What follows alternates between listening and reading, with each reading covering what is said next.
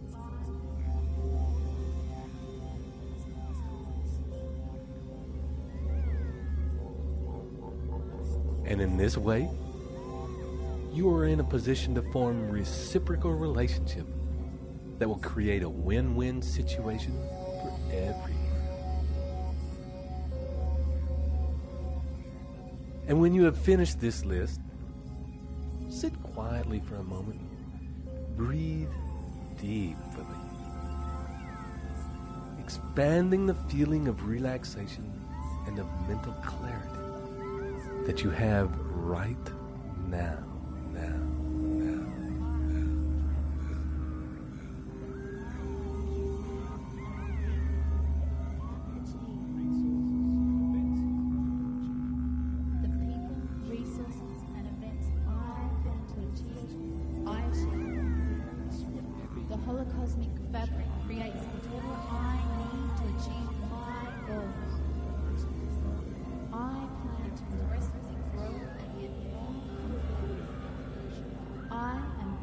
Delegation and mastermind. I am powerful. I am in sync with the universe. I am goal achievement. Opportunity has never been better. These are the best of times. We live in global time. That's right. I am good at organized planning.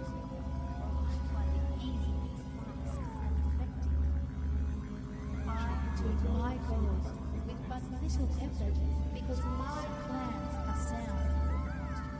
Organized planning is a way of life. All the universe responds to my holographic images of success. I follow the sound principles of organized planning. I always plan events using milestones and time. I keep track of my focus and believe I achieve resources and best I achieve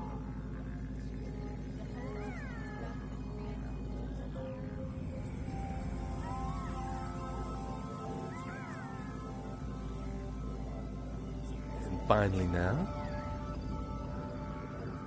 when you next deep out breath, begin to make a list of all the opportunities that are available to you right now. Include in this list places you can source capital from, including business loans, venture capital, savings, and any other sources of income or capital with which you can back your project.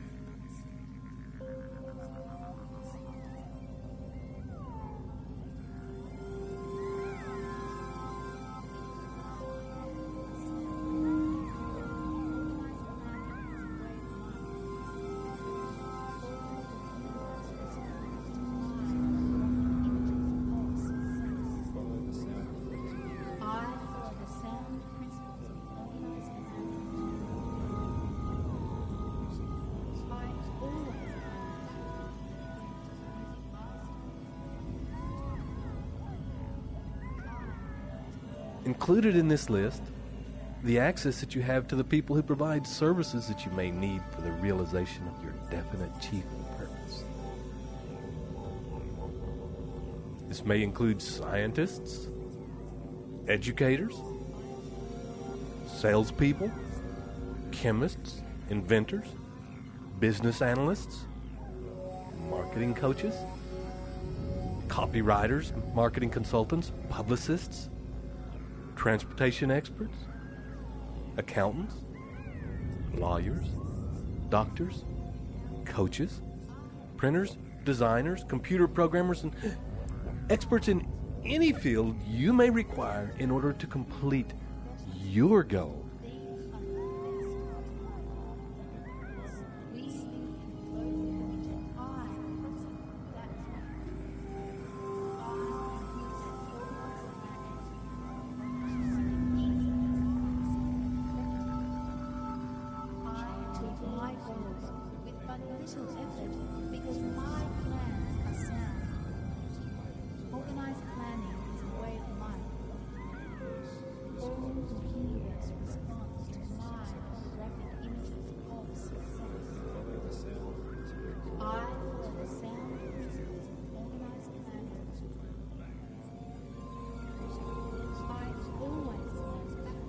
And as you finish this list now,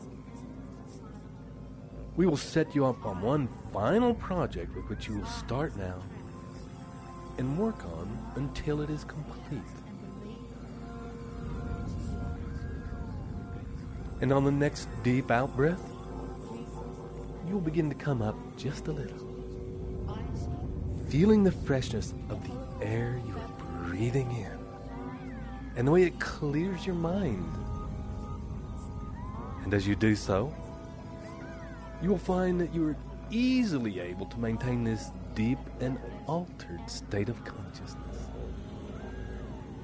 And in a moment, you can take in all that you have written since we began this recording and see that you have all the building blocks necessary to form the beginnings of a sound and comprehensive plan to fulfilling your definite chief purpose in life, realizing your goals and manifesting the desired outcome of creating your perfect life and accumulating riches. And for a time, and for however long it takes, use all the information and building blocks you have written down and outline in as much detail as you can this moment the course of action that you plan to take to crystallize your desires into reality. Include potential alternative courses of action, solutions to possible obstacles, people with whom you need to connect as mastermind partners, as support people, as experts, as mentors, and as peers.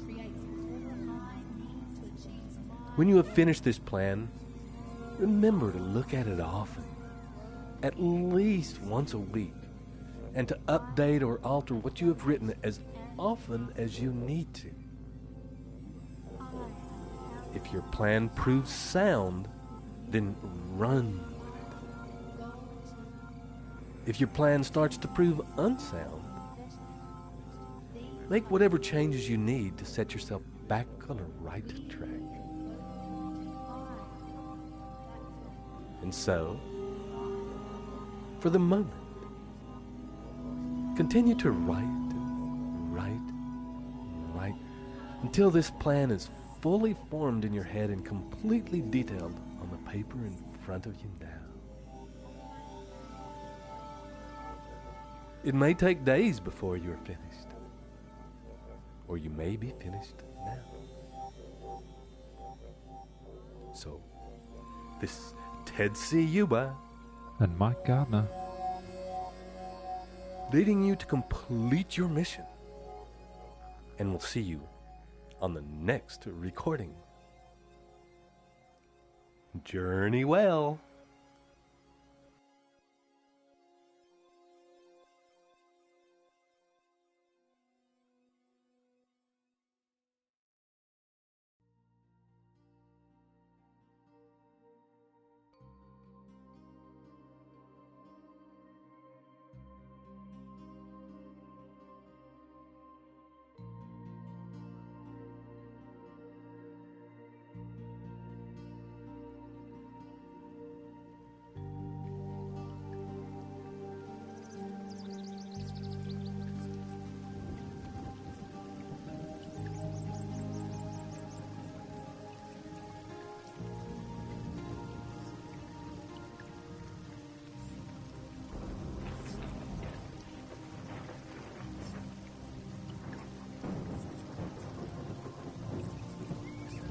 Welcome once again to your very special series, which is Even As I Speak to You Now, locking into your mind and body the fundamental principles of Think and Grow Rich, so that from now on you act, think, and live every moment guided by these life-changing laws.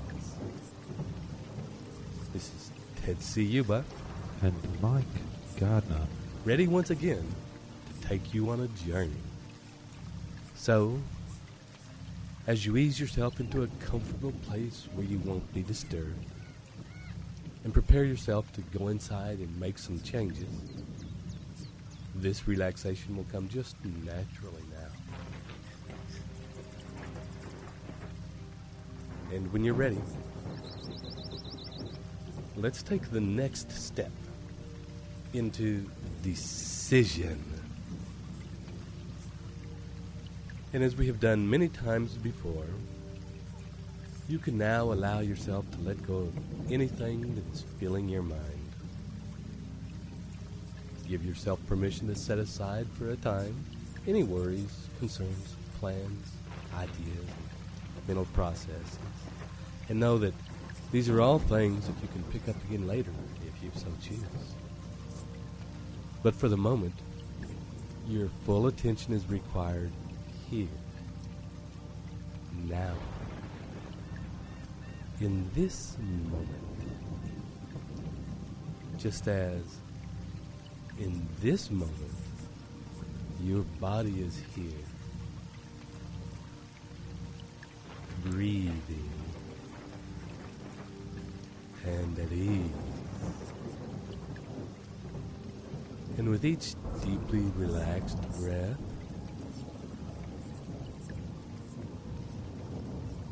your body is becoming more and more settled and still and surrendered into relaxation. The kind of relaxation where your mind and body can drift and at the same time remain focused on the sound of my voice and be able to follow the directions I give. And you will, over the next little while, become more solid and steadfast in the decisions you make and in the actions you take. And as your next deep breath fills your lungs and melts you a bit further, allow that breath to be directed by you into the core of your being, your energetic center. Direct each breath now from the line that runs from the crown of your head to your pelvis, about an inch forward from your spine. And with each breath, simply bring it to this line and allow it to begin to fill, to be energized, to vibrate with your own life force and power. And you can ask your subconscious mind now, the part of your mind that runs the workings of your amazing body, and ask that part now to continue on autopilot, to channel each breath into this core so that you become more and more energized without having to think about it.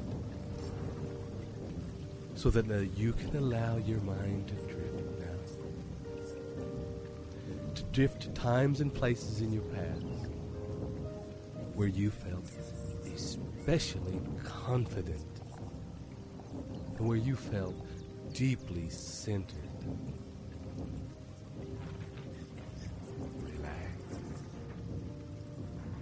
And solidly in yourself.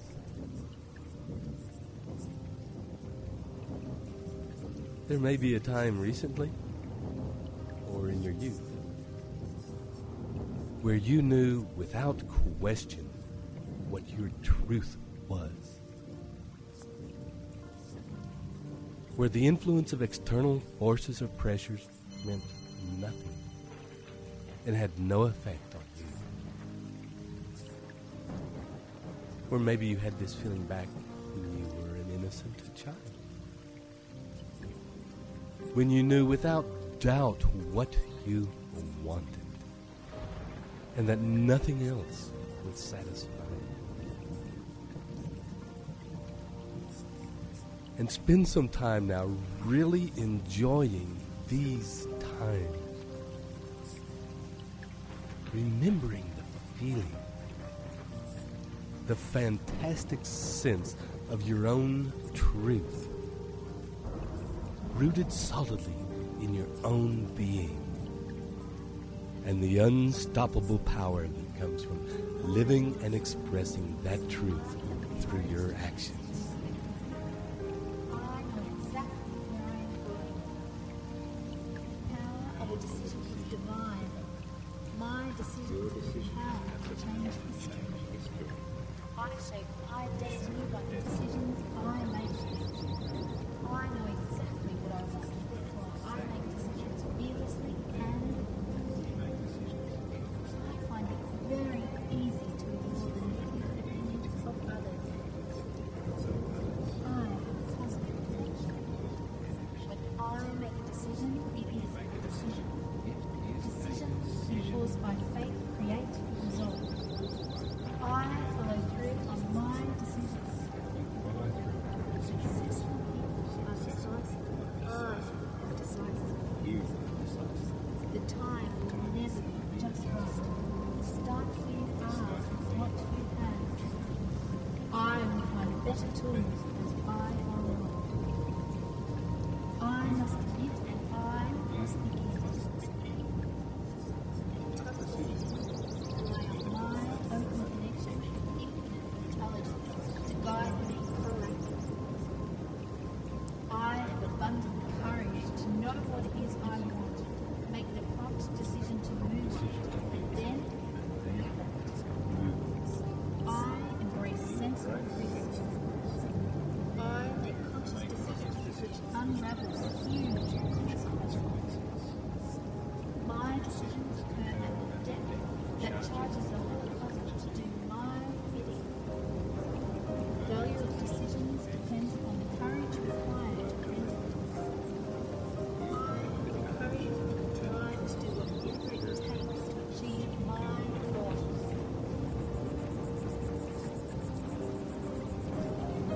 I accept full responsibility for everything in my life.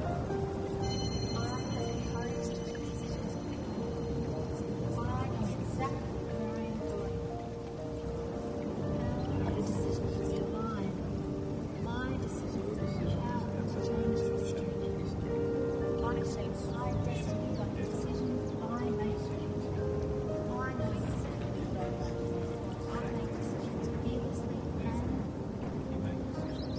I find it very easy to ignore the negative opinions of others. I have a positive connection. When I make a decision, it is a decision.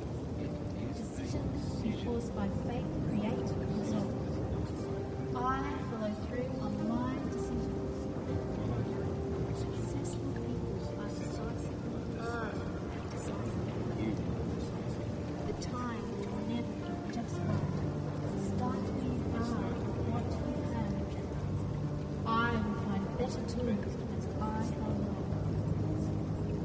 I must admit and I must begin. Rely on my open connection with infinite intelligence to guide me correctly.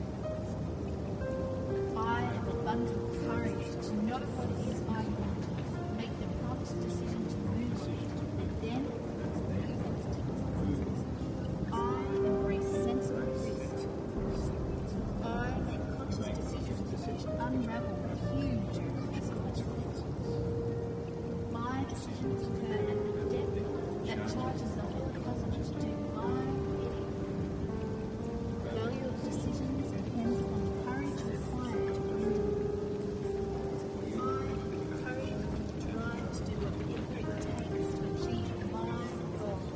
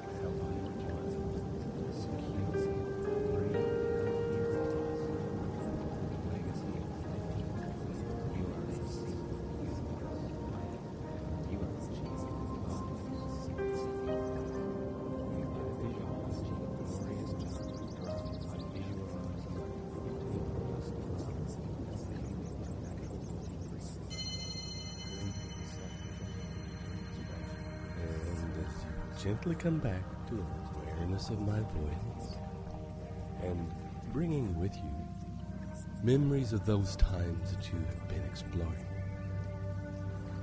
You can allow yourself to consciously channel the essence of those memories, those feelings of sureness, of definite clarity about what you wanted at those times, into the core of your being, lodging that feeling into the line of energy into which you have been breathing. And as you watch these feelings settling into their rightful place in your core, begin now to breathe consciously again into that line, allowing it and guiding it to become bigger with each breath, so that with every single breath you take, that line and those feelings become bigger, more solid and tangible, more real, becoming, in a way, like a big, solid tree. Feeling that line begin to stretch down into the ground below you. And as it touches the earth, it begins to grow roots. Big, solid roots that rip the earth. And as they grow, so too does the trunk become more solid. And the branches reach out into the heavens. This tree, born of your sureness of what you wanted, represents the decisions made out of such an immovable truth.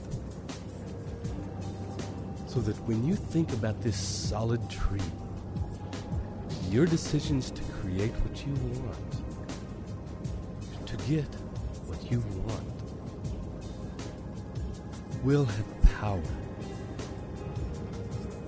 Your decisions will grip the earth like immovable roots.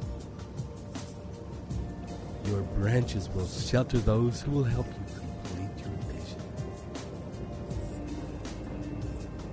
Your trunk will stand firm against the opinions and influences of others. Only your decisions is your tree. And your growth is the growth necessary to make your vision a reality.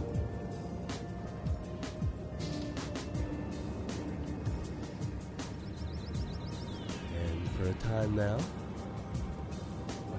next to deep out breath, allow your attention to turn again to your definite chief purpose in life. The vision of your future success forming in your mind as clear and sharp and real as the world around you now. Feeling the tangibility of your success in the space in which you stand. Seeing the environment you are in, the people and relationships you have. In this success, the most important of all, how you feel in yourself as a person who has made the decision to create the life that is around you now. And followed through until you succeeded. How does that feel for you now? Being the creator of this magnificent life. The manifester of your dreams.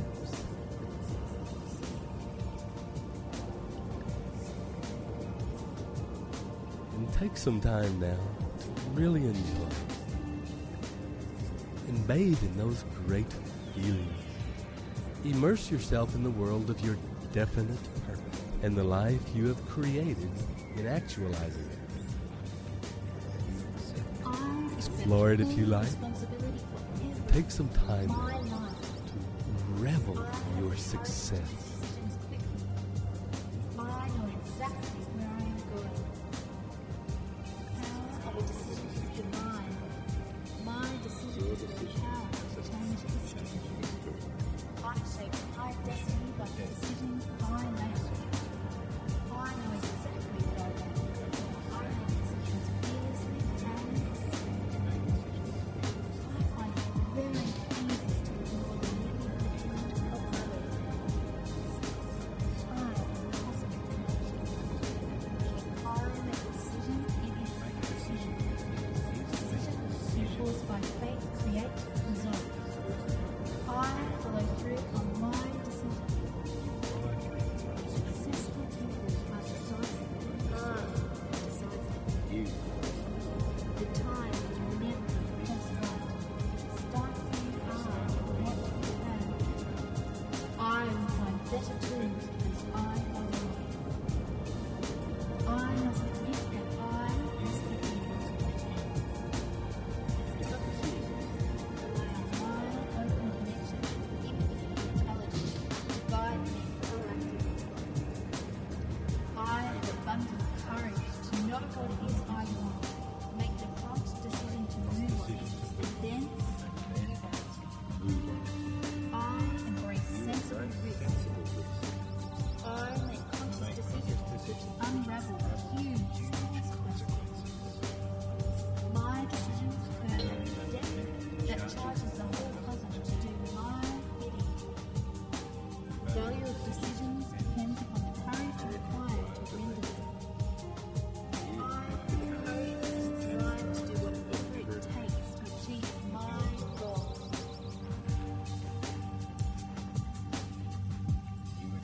I accept full responsibility for everything in my life. I have the courage to make decisions quickly. I know exactly where I am going. The power of a decision is divine. My decision is the power to change history. I shape my destiny by the decisions I make. I know exactly what I want. I make decisions fearlessly and I find it very easy to ignore the negative opinions of others. I am positive.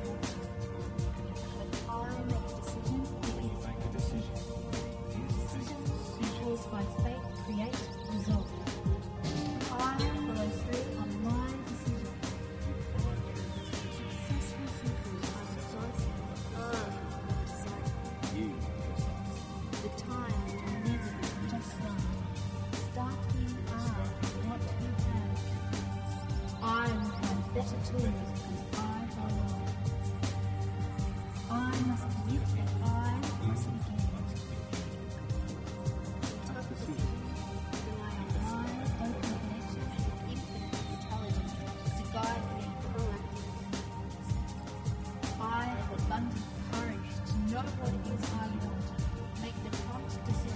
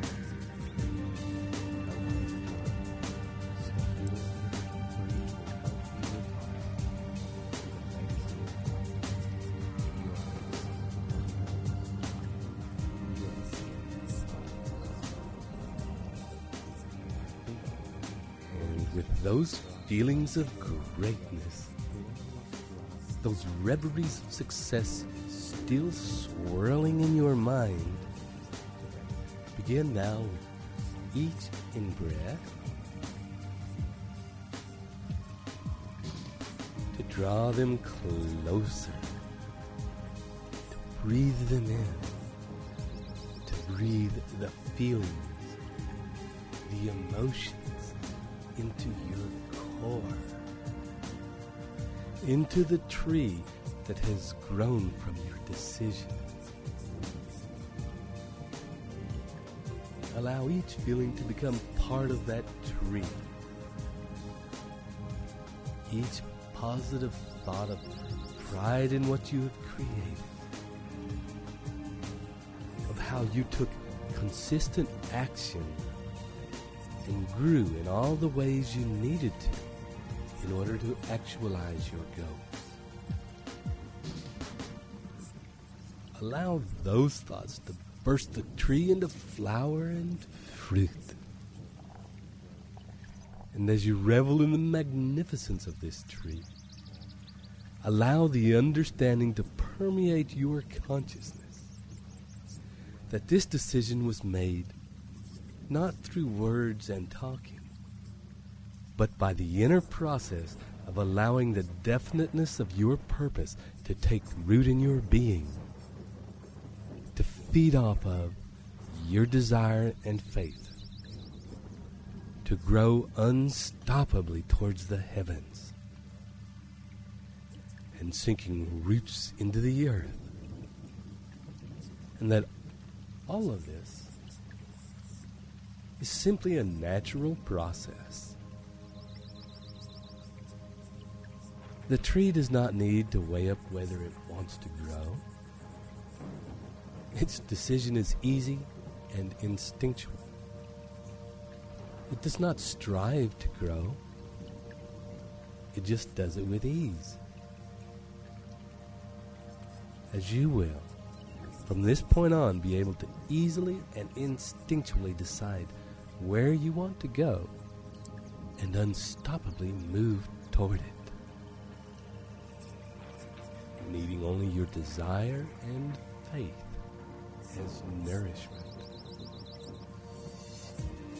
Your strength and power growing naturally from the inside. And as you take your next deep breath, you can allow all of this change, this information, to release itself into the hands of infinite intelligence.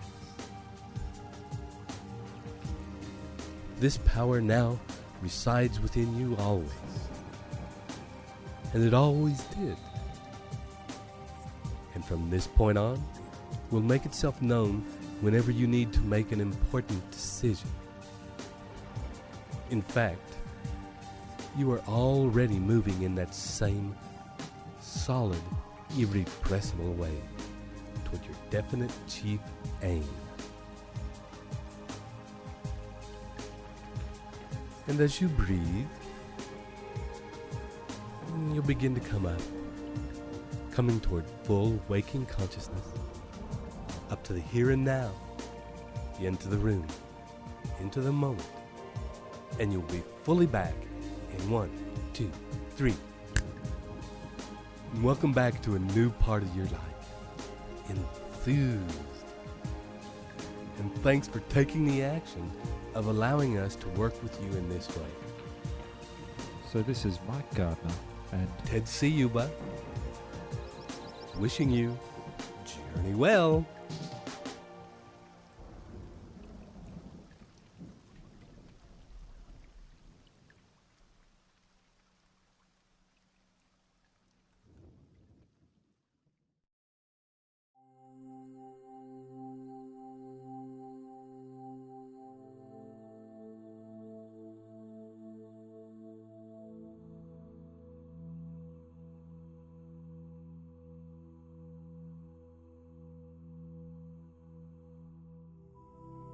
Hi, and welcome once again to this series of specially crafted recordings that are already, even as you are listening now, cementing in new patterns, new behaviors, new pathways in your mind and body that resonate with the principles of the new Think and Grow Rich philosophy.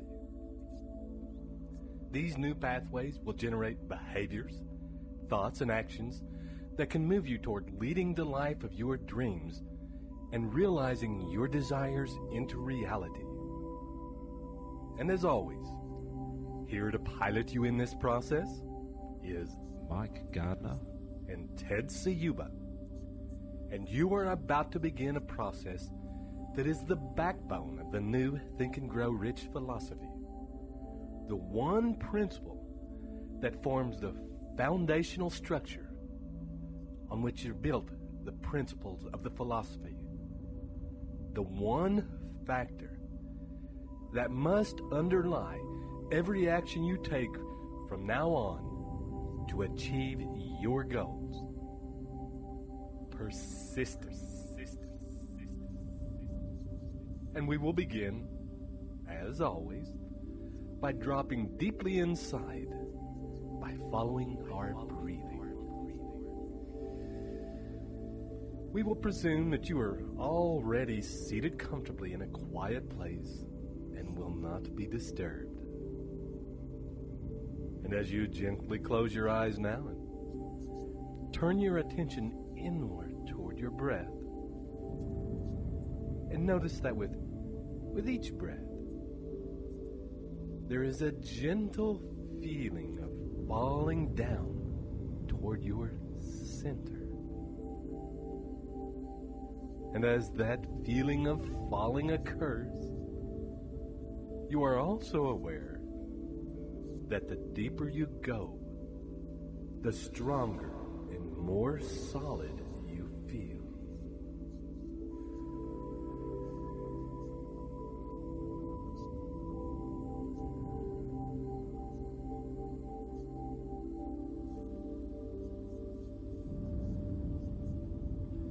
It's as though your body is a big gold tree, and each breath is taking you down the center of its enormous, solid trunk towards the roots that spread out and grip the earth, powerful limbs and fingers of its roots.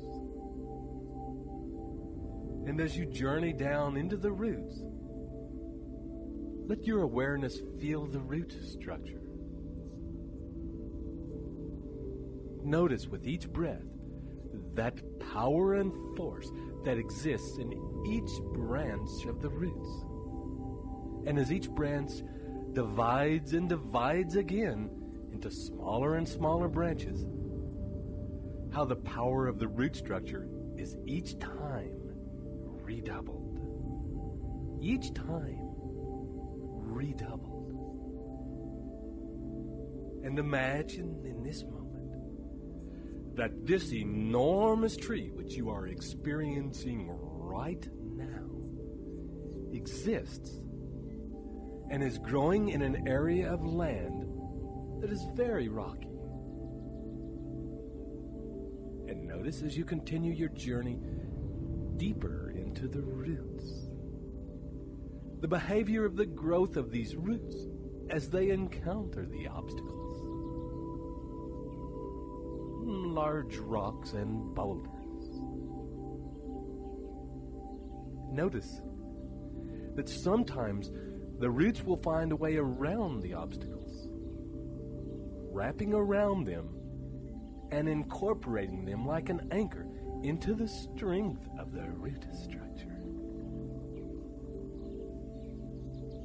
Sometimes they will find a crack and drive their way right through the middle of the obstacles, deeper and deeper into the earth.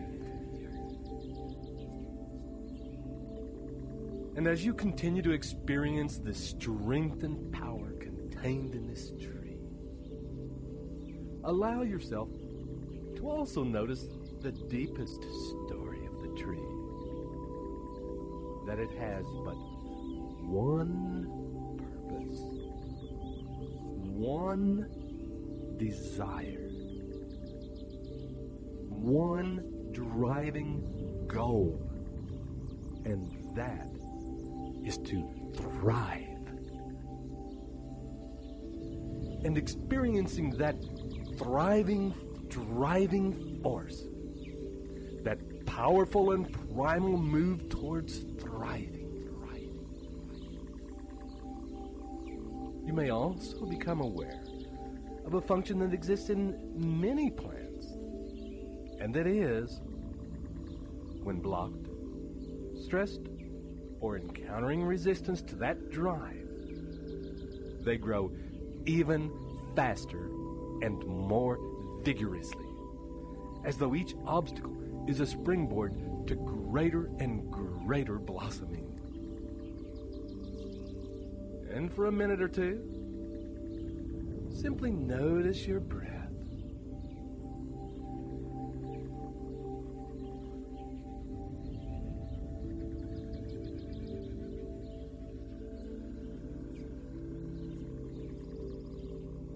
And noticing your breath, allow yourself to enjoy these feelings and experiences of this tree.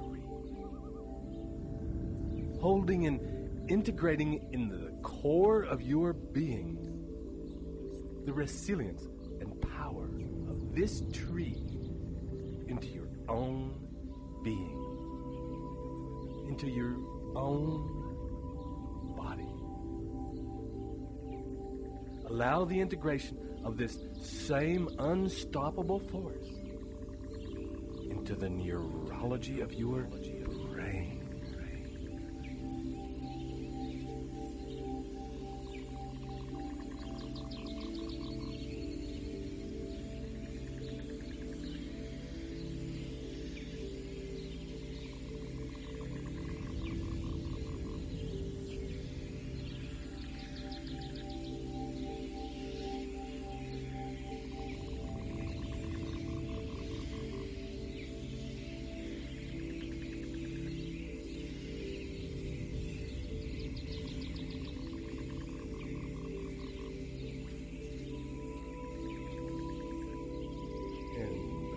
Next, deep out breath. Allowing those feelings you have already experienced to stay with you. Let the force and irrepressible nature of the desire to thrive affect every cell and neural pathway in your brain.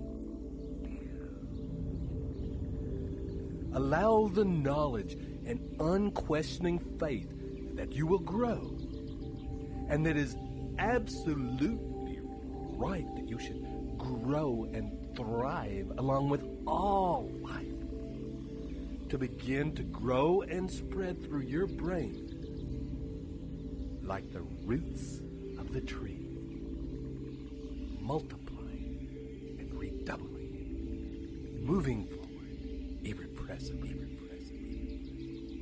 And as this faith and knowledge become part of the normal operating processes of your being, it is this unstoppable feeling, this simple and irrepressible expression of nature at its most simple, that will arise in you and find a way to turn obstacles into anchors that will only make your foundations stronger.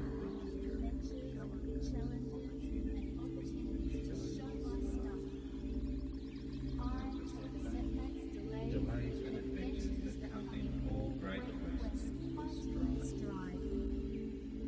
It's the challenge that excites me. Gets me fired up. I canter over the challenges I encounter. You're a winner. A quitter never wins. A winner never quits. You are a winner. You win in all your efforts. You do whatever it takes, for as long as it takes, to achieve your soundly planned goals. Rejection and failure are merely stepping stones to your success. You only get results when you use those results as input for my progressive action. I reframe temporary defeat as counsel. If you persist, you can overcome any obstacle. You accept temporary defeat as a necessary component of success. You refuse to be disheartened by anything happening. I maintain a positive outlook. Losers win by keeping on. Win by keeping on. And you keep on. Failures, setbacks, and adventures are the ordinary stuff of life. Setbacks and adventures are the ordinary stuff of life. In that they spur You are you on to exceptional greater, in that and spur you on to greater. massive rejection is a sign of success. This affirmation converts Power. Powerful Massive rejection is a sign massive of rejection success. is a sign of success. By knowledge transduced into By knowledge strategy and transduced action. into I drive the cutting edge to You consummate drive the cutting edge to consummate success. I success. can handle my success. You can handle your success. Feel the fear and do it anyway. Feel the fear and do it anyway. I transform fear into Transform fear excitement into excitement to act. Problems are opportunities. Problems are opportunities. To rest advantage with abundance. Life is closed to you against all negative prosperity and success. Winners quit. Winners win by keeping on. There is a different fire in your chest. You are a winner. You are right now building right on believing that causes you and your loved ones praise through those golden beings and beyond. You are young, vigorous, alive, vigorous, and alive. Every as per template, you have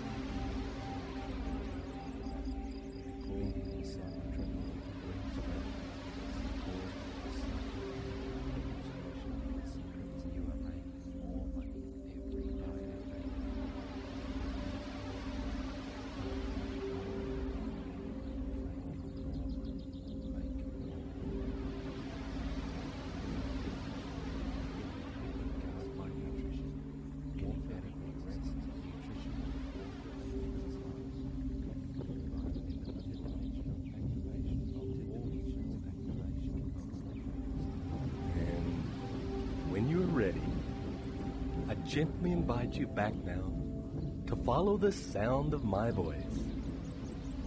And as you listen to the sound of my voice, and to any other sounds that may be around you at this time, notice also that deeply relaxed weight of your body resting on the surface beneath you. Notice the warmth of your hands as they sink deeper into the surface they rest on, as does your buttocks and back. As you bring your attention to them and begin to relax and soften and surrender even more into the surface which supports them. And you're invited, as you breathe in and breathe out, to release yourself into the hands of infinite intelligence, to allow yourself to fall gently backwards into comfort and ease.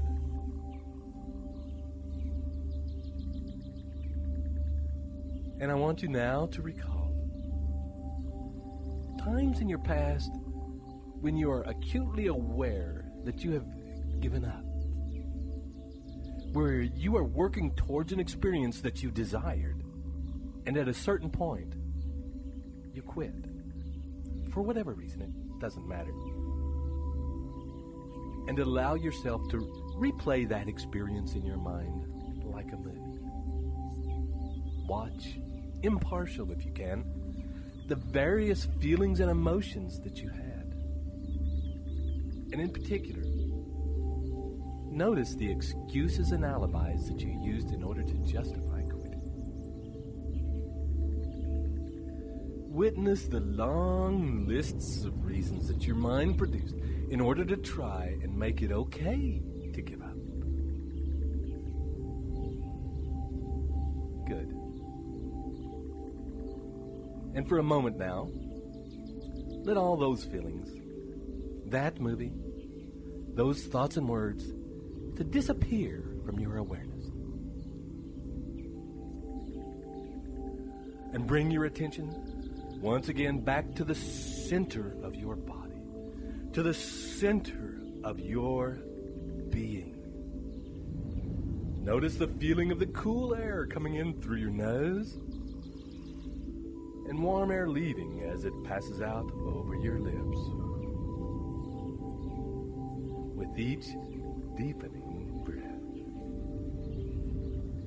And each time it does, you drop a little bit deeper, letting go a little bit more each time of any of the last remaining shreds of tension in your body, melting into the comforting feelings of being warmly held like an infant in a loving mother's arms.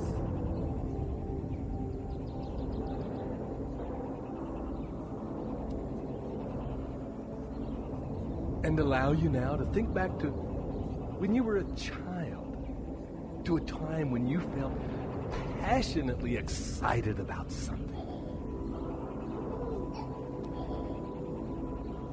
Breathe in that uprising of feeling.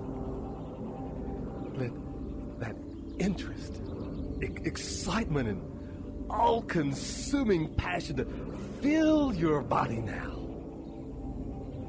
Remember in vivid detail. Immerse yourself back in that time. Notice the things that are around you. Notice the vivid and bright colors of the world in which you exist at this time. Smell the smells. Notice what's moving in your environment. What tastes you might be experiencing. And most importantly, that intense feeling of passion and excitement that exists right through your body, from the top of your head to the tips of your fingers and your toes. Feel all of these in vivid and intense feelings in your body now. You may want to imagine your adult body stepping into the body of you as a child, so that the two overlap, merge, and become one.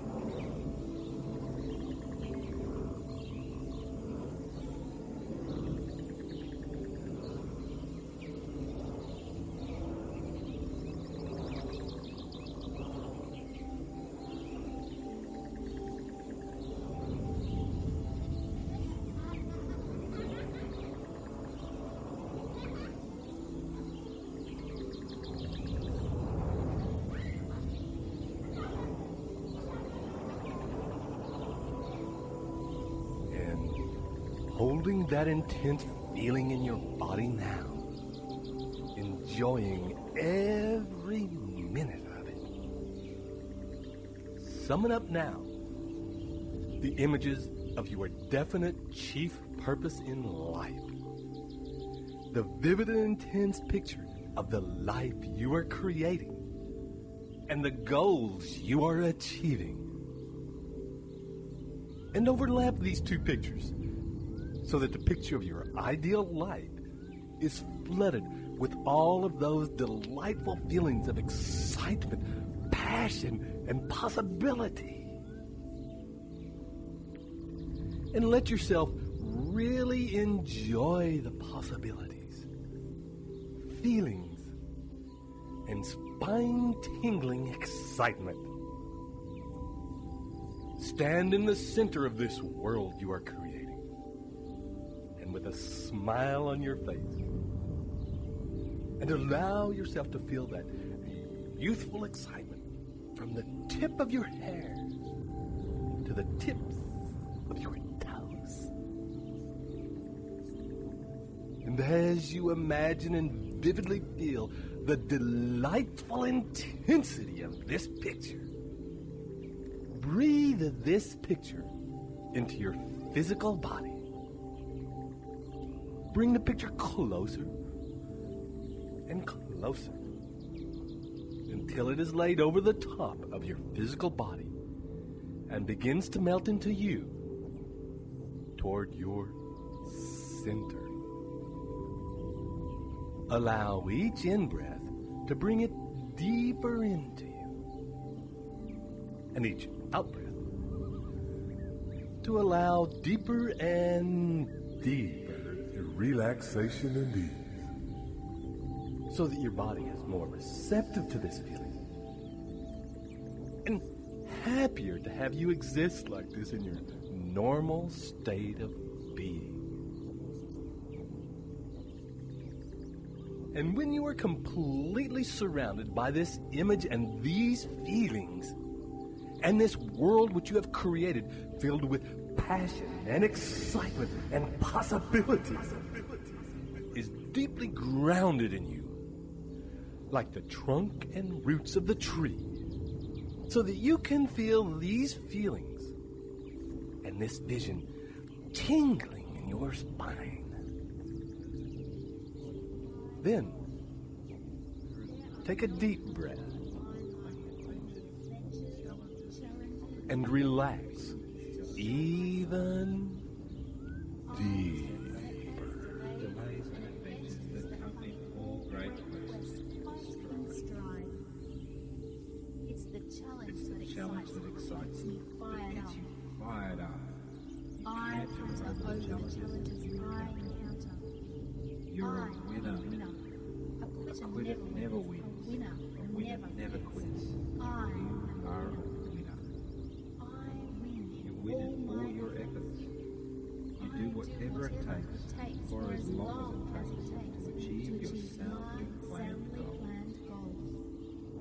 Rejection and failure are merely stepping stones to your success. You only get results, and you use those results as the input to my aggressive action. I reflect every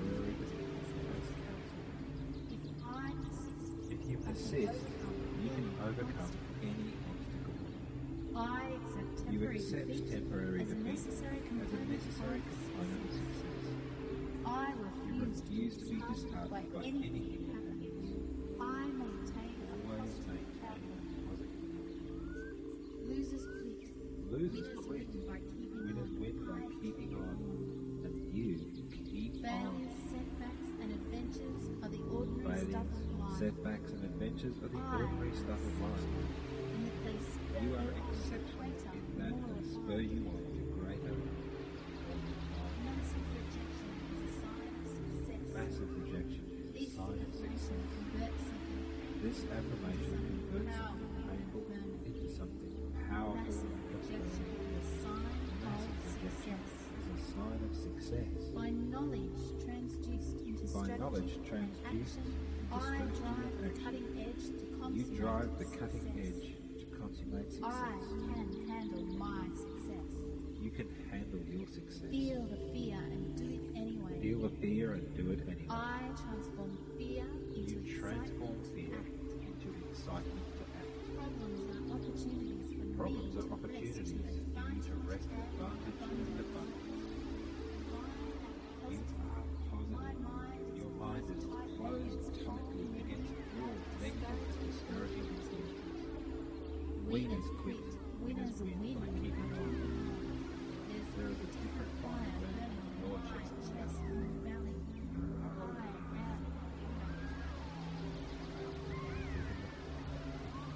You are right now building right on building the kindness you and your life.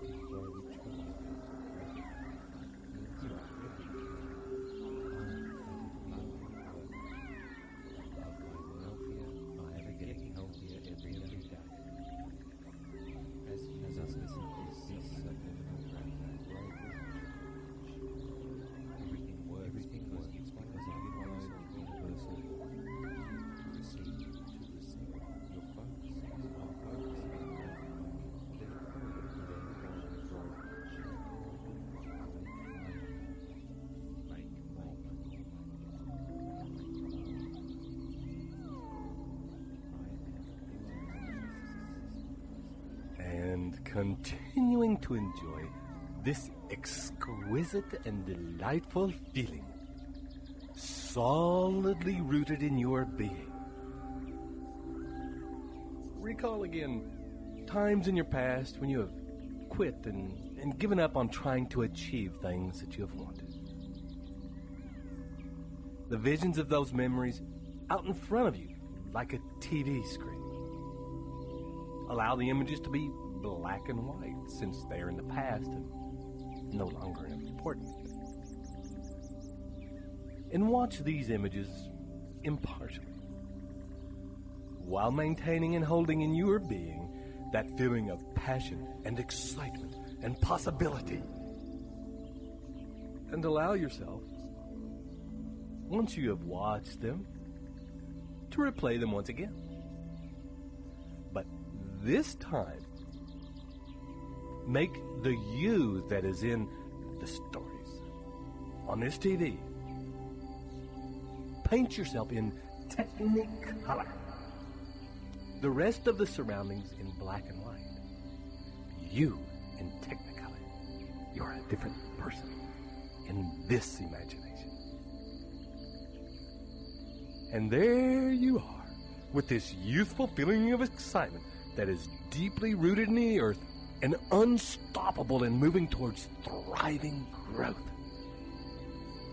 And play these movies out again and witness, objectively, like a movie, the differences in the outcome because of your unstoppable desire to thrive.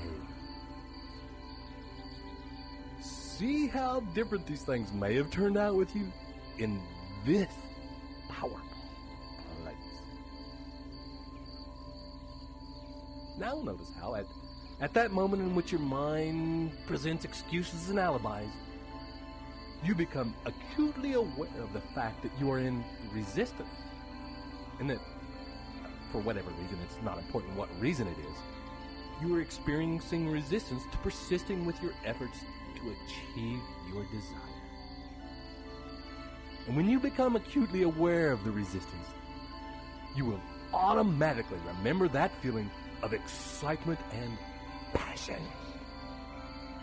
The visions of both the childhood memories and of the overlaid visions of your chief purpose in life, and the intense and vivid feelings that go with it. You will remember the tastes, the sounds, the smells, the feelings, the energy, and the motion that is in your environment in that place. And in that moment, you will take your foot off the brake and begin accelerating even faster towards your end goal. Each time you encounter an obstacle, be it an external obstacle or internal resistance, you will remember the target of your desire, and you will remember the definite purpose and desire you have for its fulfillment. You will instantly recall the definite plans of action that you have in place, and the knowledge that you have gained to help you realize it, and the ability to use every adversity and convert it into a strength, to take an obstacle and turn it to advantage.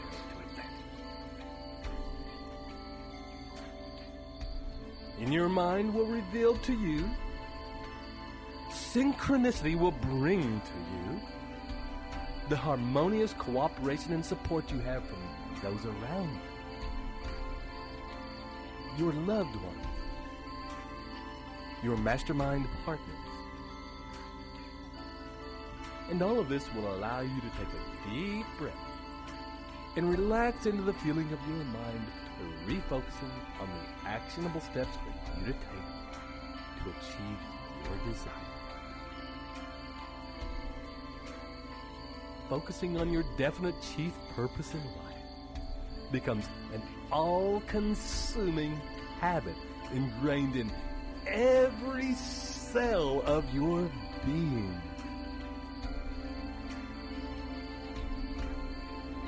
And now, with these gatekeepers in place, guarding your mind against all negative and discouraging influences, take a deep breath and feel the ease and safety with which you can now take steps consistently and with persistence, driven by a deeply rooted desire and belief, fired further on by an all-consuming passion and excitement. And when you are ready, from where you are right now, begin to move the fingers of your hand. And when you can move all of your fingers, begin to move your wrists, waking, allowing the movement to slowly flow up your arms, move your shoulders, and begin now to move your toes. And as each toe wiggles, it enlivens the next until that feeling of life spreading begins to grow to your feet, your ankles, calves, and it spreads to your knees and thighs, and it wakes your pelvis, your spine, your belly. And there is a thriving life continues to spread throughout your body, awakening every cell. Your consciousness will return invigorated into your body and into full waking consciousness in 1, 2, 3, 4, 5.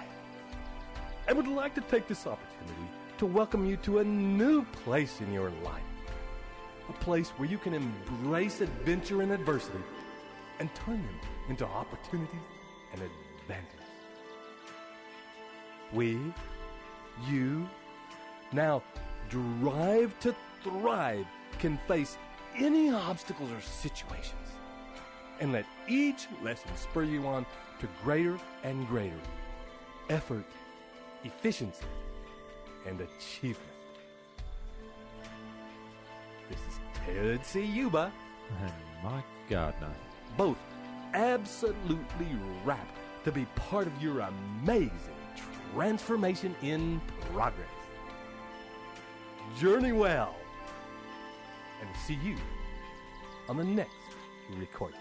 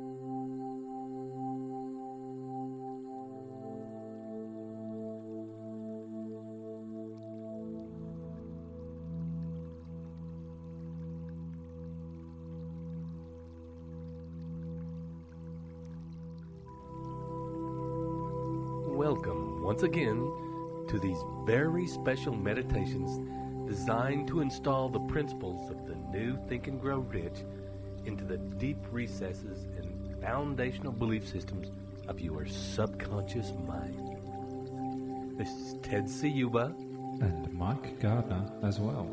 inviting you today into one of the most powerful principles of the new Think and Grow Rich, the power of the master mind.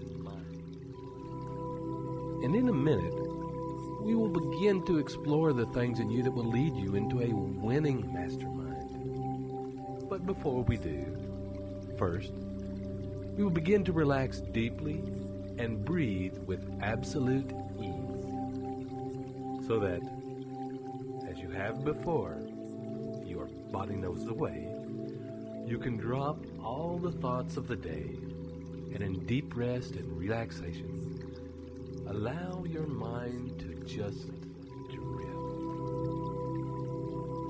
to float as your body releases, breath by breath, each and every tension from your muscles, your organs, cells. And as you do, all thoughts, worries, concerns, any unfinished business that you have can be let go of for the moment. And as you allow yourself to arrive here and now, turn your mind backward so that you can look back into your past, so that you are able to see the entirety of your experience, your thoughts, your desires, your actions, your achievements, your failures, your learnings. See your relationships and the people who you have shared your life with. See both the personal relationships and the business relationships, the people you have worked with over the years. Notice as you look the wealth and variety of experiences that you have. What are the gifts and personal experiences that you have to share? Notice the knowledge, expertise, and insight you have to offer.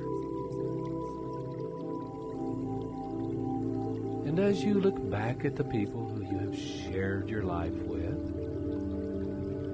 notice the richness of the relationships, the friendships,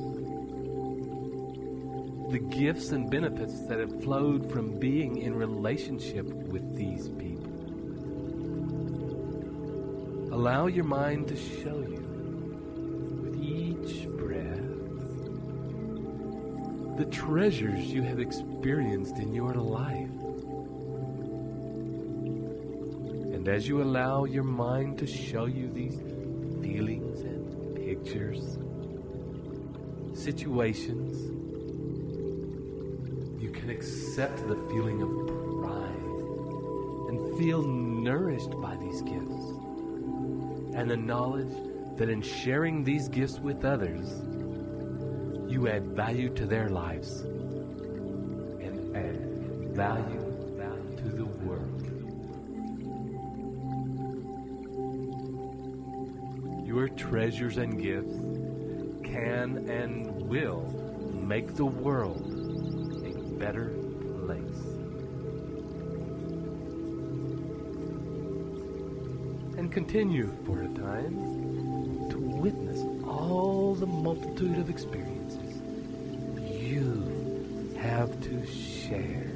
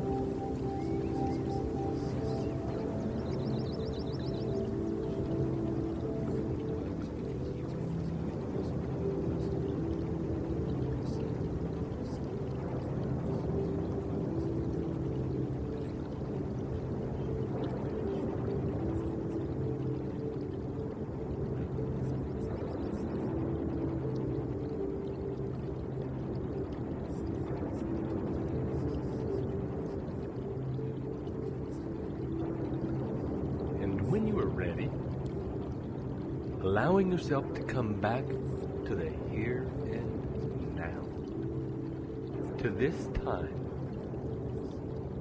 this place, and come back to being aware of the deepening relaxation occurring in your body and mind. Allow yourself to drop in even further with each and every breath. Your mind becoming still. Your body melting even more. Breath into the surface that supports you right now.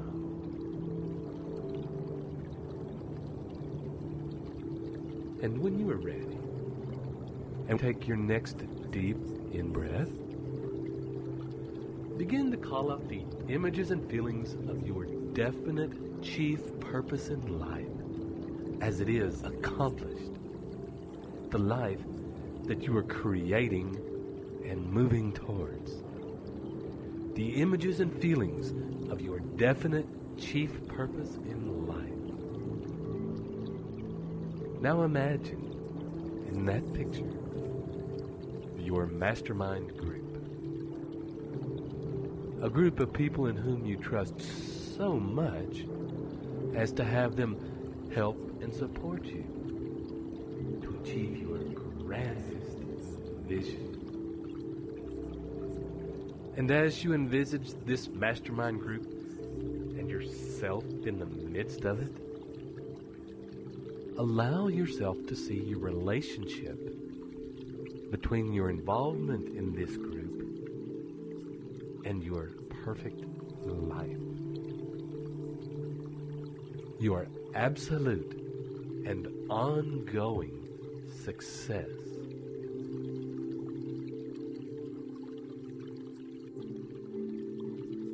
Notice as you witness the group,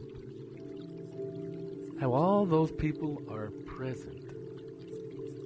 Their minds focused on helping you transmute your dreams into reality. And at the same time, in the spirit of complete focus and integrity. You are there,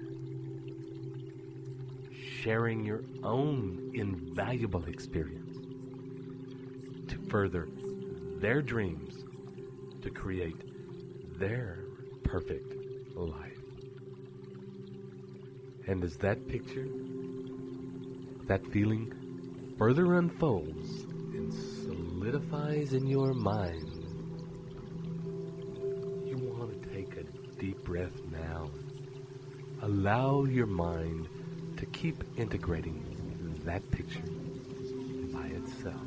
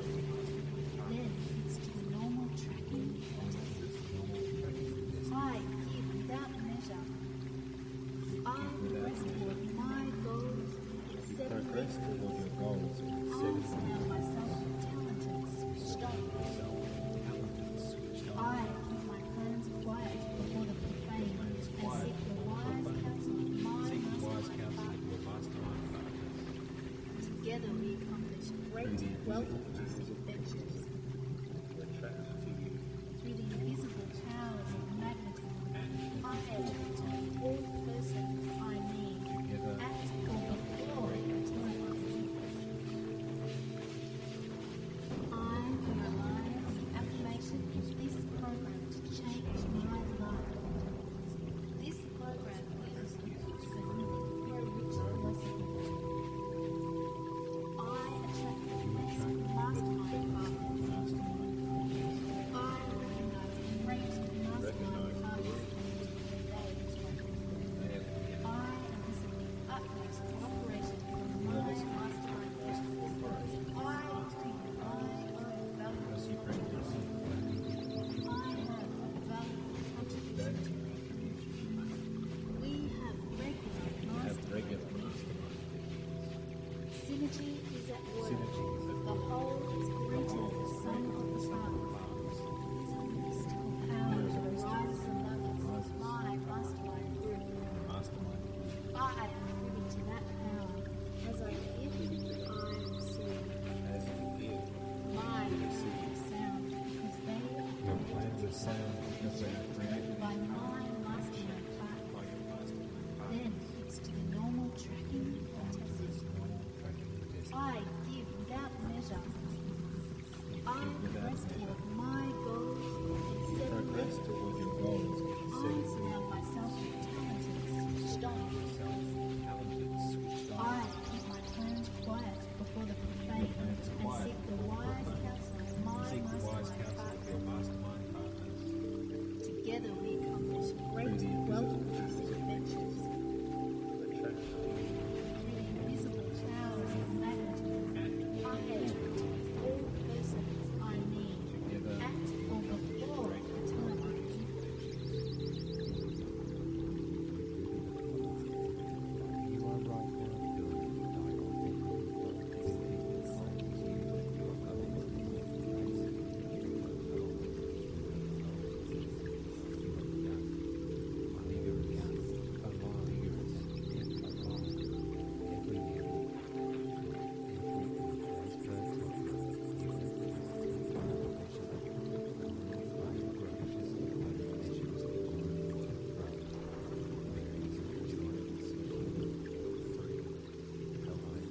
And in a minute, we will begin to travel backward from that point.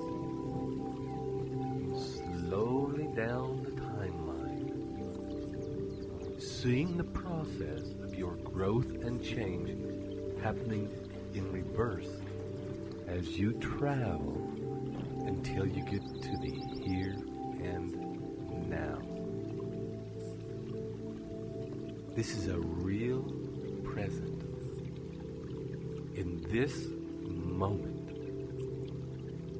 And allow your mind to form from this point of view where we are now the specific desires of exactly what you need and want from a mastermind.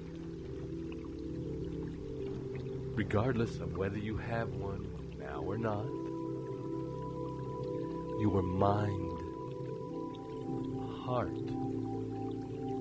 desire, and passion can begin to form a picture of exactly what is needed in the moment to create the fastest and most permanent progress toward your goals.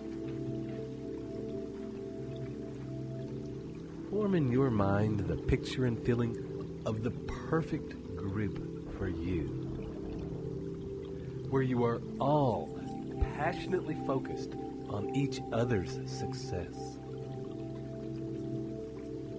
And as you do, don't project who the actual people are.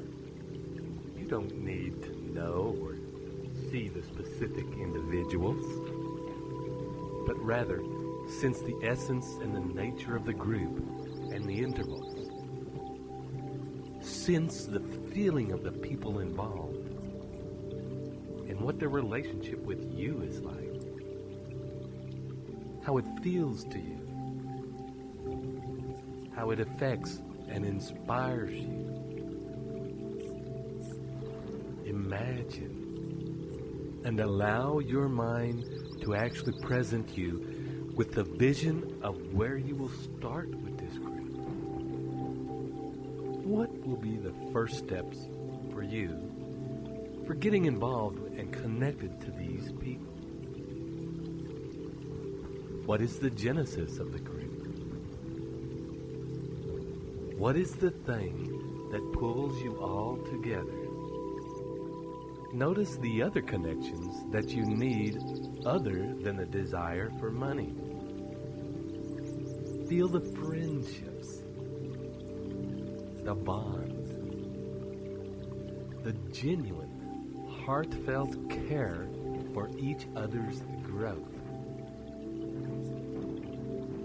Allow the vision of your perfect mastermind to make space for the friendships and the involvement of these people in your life and sharing of your life with them. And with your next deep out breath, see yourself progressing from the here and now to the place in your timeline where your vision is achieved. And notice as you travel along your timeline, any changes in the journey along the way. Are there different decisions? Different opportunities? Different rewards? New plans? New experiences? New learning from having attracted the right mastermind partners? And when you get to the place and time of your desires achieved, allow yourself to enter that space fully in mind, body, and spirit. Immerse yourself in that experience fully, wholeheartedly in the feeling of that place. Allow again the awareness of your mastermind partner's presence and kinship to be with you at this time. Notice their place in this perfect life you've created, and how there is a history with them of your shared journey to success and riches, and the ongoing support, help, and camaraderie that will continue to move you all to greater heights and grander visions. And notice how it feels to be this supported. Allow yourself to feel the privilege and power of your involvement in the mastermind. Feel the gratitude for your mastermind group and the amazing life they have helped bring about. And feeling that gratitude and holding it in your heart, begin now to take a deep breath and start to come up, coming back to the here and now, and feeling that gratitude in the present moment. As you wiggle your toes, feel the edges of your body, and as you come right back to the present moment with those feelings resonating in your cells, I'd like to express gratitude for allowing us to work with you in this way, and knowing that this will continue to work on you throughout the day and throughout your life. This is Ted Ciuba and Mike Gardner, wishing you journey well.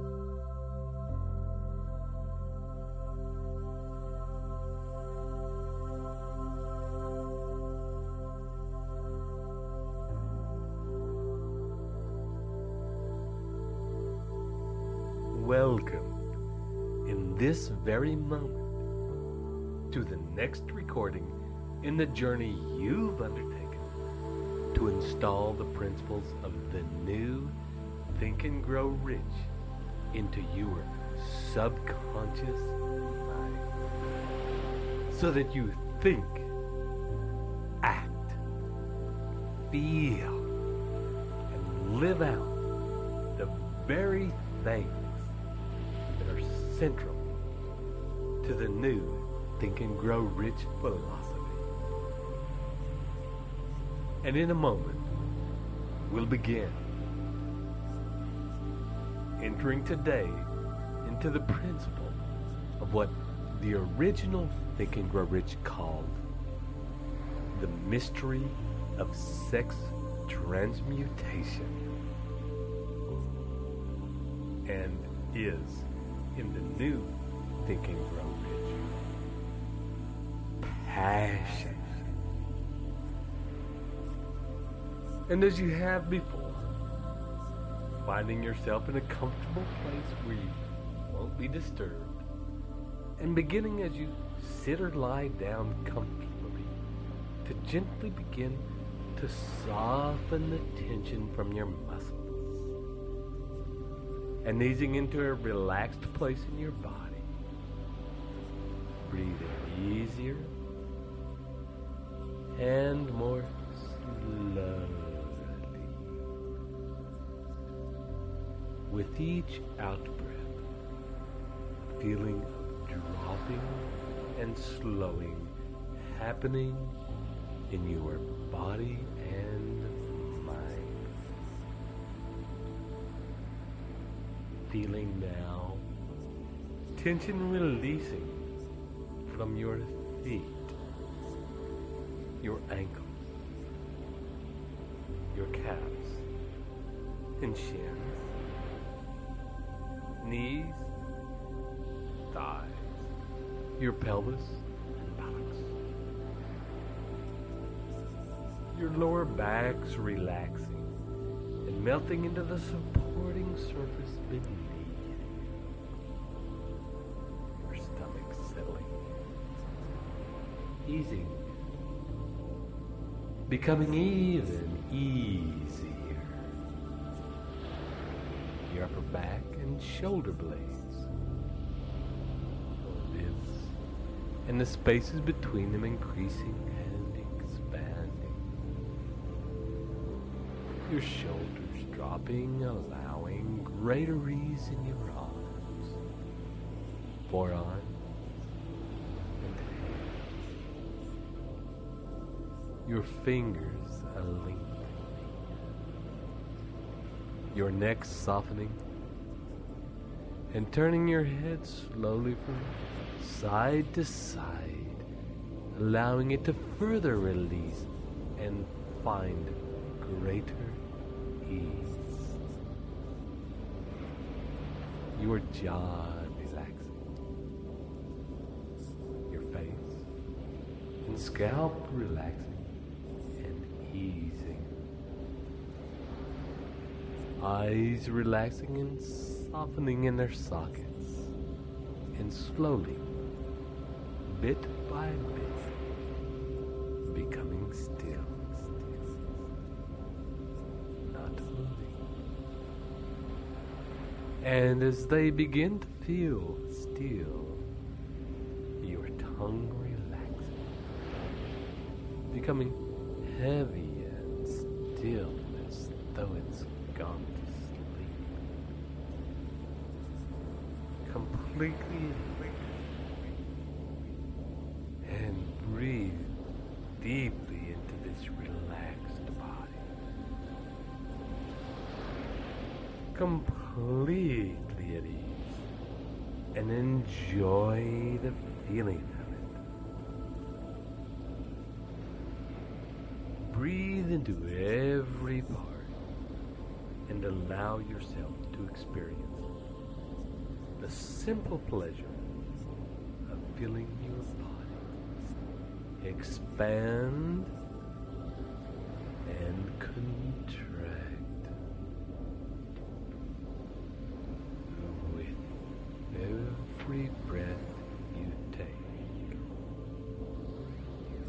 allow your mind to remember feelings that you've had at times when you have been passionately in love.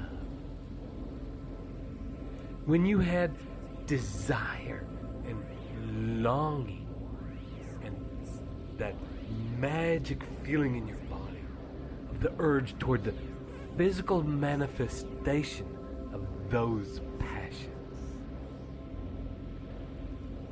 And as you remember that urge, that powerful and insuppressible desire, remember what it felt like, how it was in your body, how it made you feel. Remember how the force of it could be so strong that you would do anything to have its desire realized.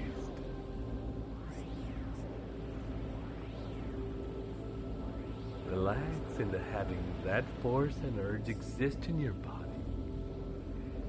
And as you breathe deeply, and with each breath it expands, the feeling grows and intensifies with each breath. Becomes bigger and richer. And you can enjoy this feeling for a few minutes, allowing it to vibrate its intense energy through your body,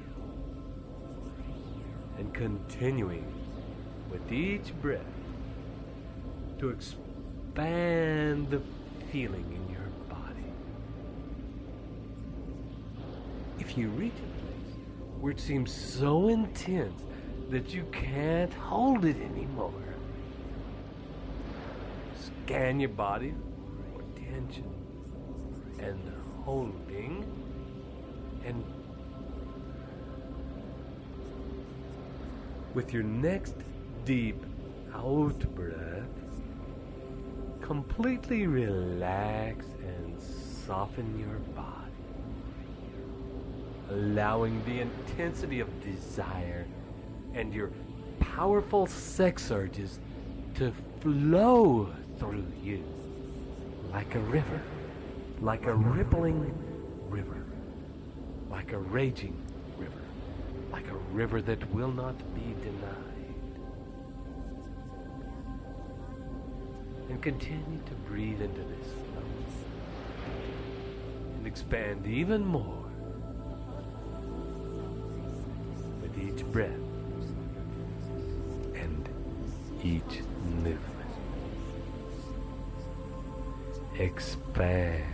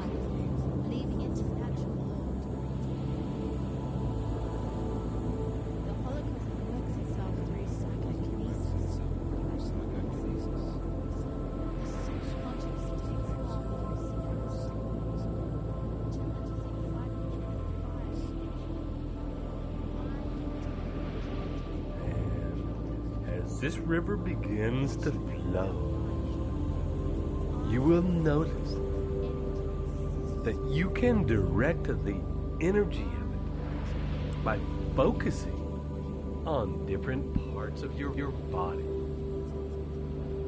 So, with the next out breath, imagine that this river of love, desire, and passion, as well as your intense, creative sex energy, begins to flow in the direction of your mind.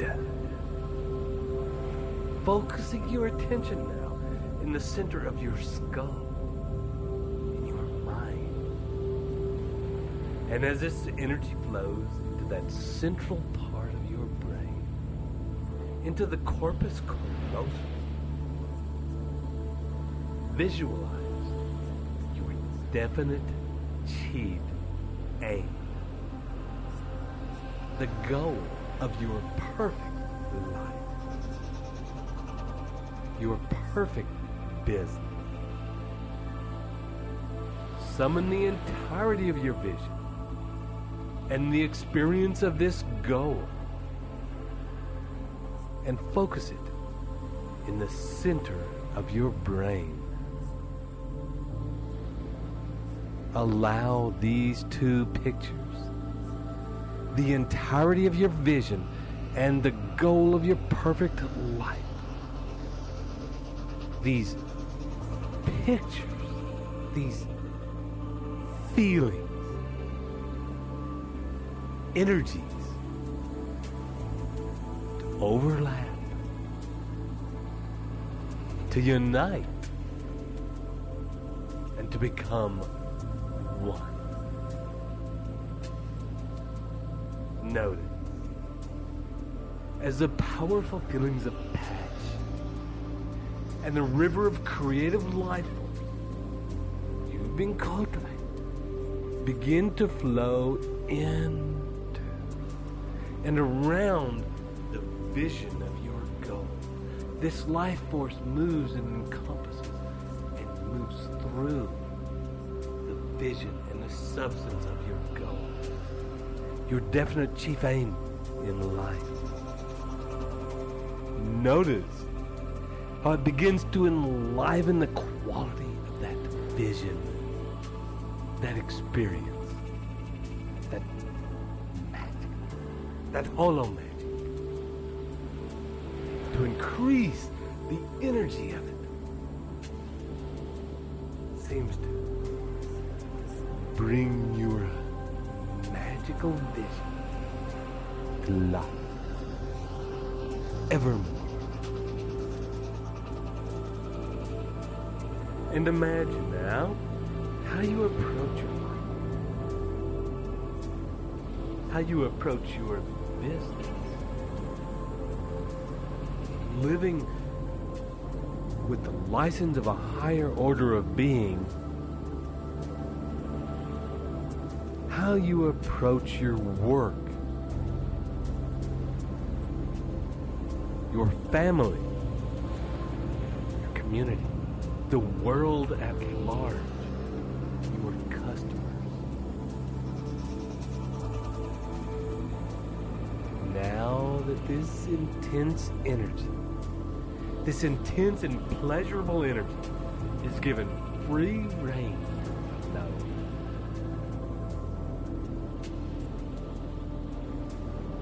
Notice that if there are any changes in your vision with the transmuted passion and creative drive active in your life, has anything that you may have seen in your future, that you may know is coming true, that you have already lived, but we're going back down the present moment. Is there anything in between that moment and now that is rearranging and changing?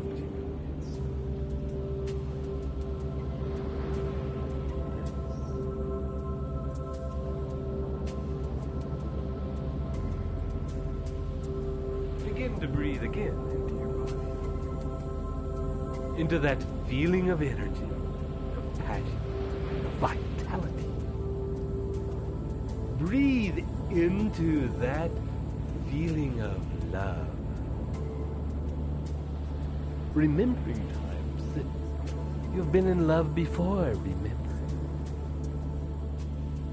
Breathe into that urge and desire for the physical manifestation of that love. The feelings of energy, passion, pulsing in your body. And allow with each breath that feeling to grow again and again. Especially now. Focus your attention on the feelings of love. Those passionate, blissful, insuppressible feelings of love. Remember the essence of those times when you have loved passionately. Hold those feelings with your full attention and breathe them deep into your body.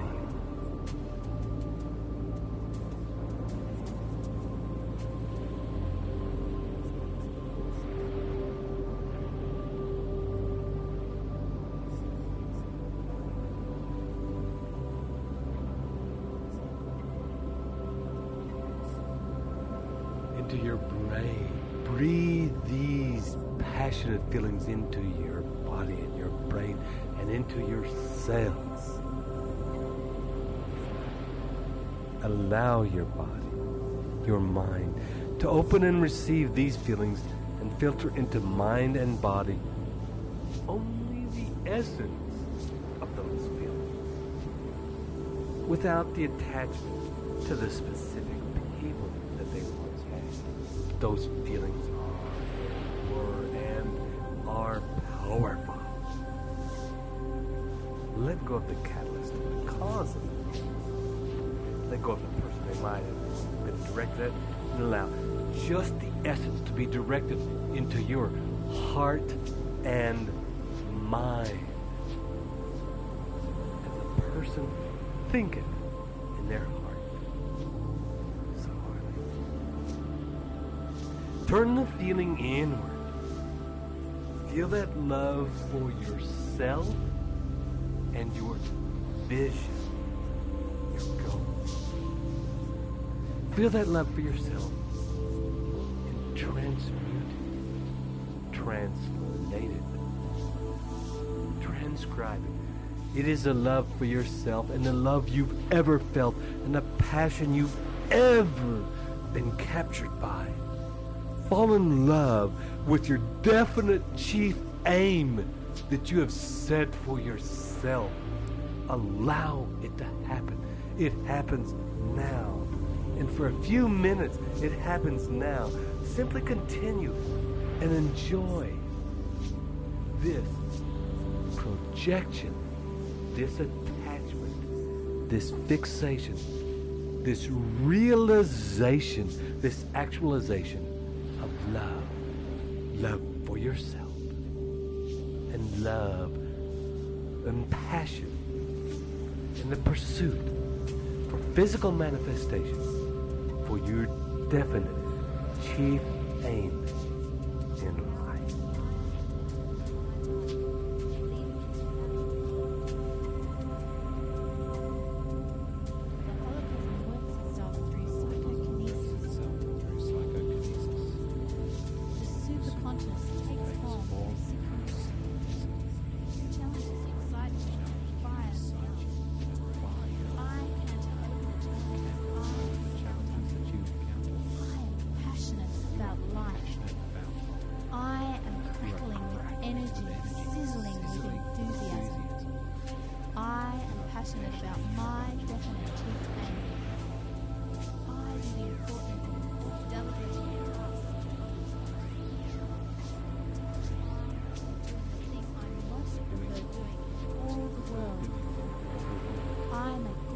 Progress toward my goals because I love what I do.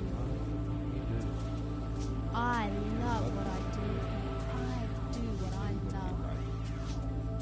There is nothing else in all the world I would rather do. I do what I am passionate about. I follow my bliss. I fan the fires of my desire. I am engaged. I am contributing. And I dog my quest like a mad dog. No wonder I make such rapid progress. I find it very easy to pursue my passion. I love my work and profit handsomely thereby. I leverage the law of economics. Everything works because I follow universal law. I give to receive. My focus is on what I can give, therefore I grow rich. Successful person, living prosperously, independently, and at peace. I am totally alive.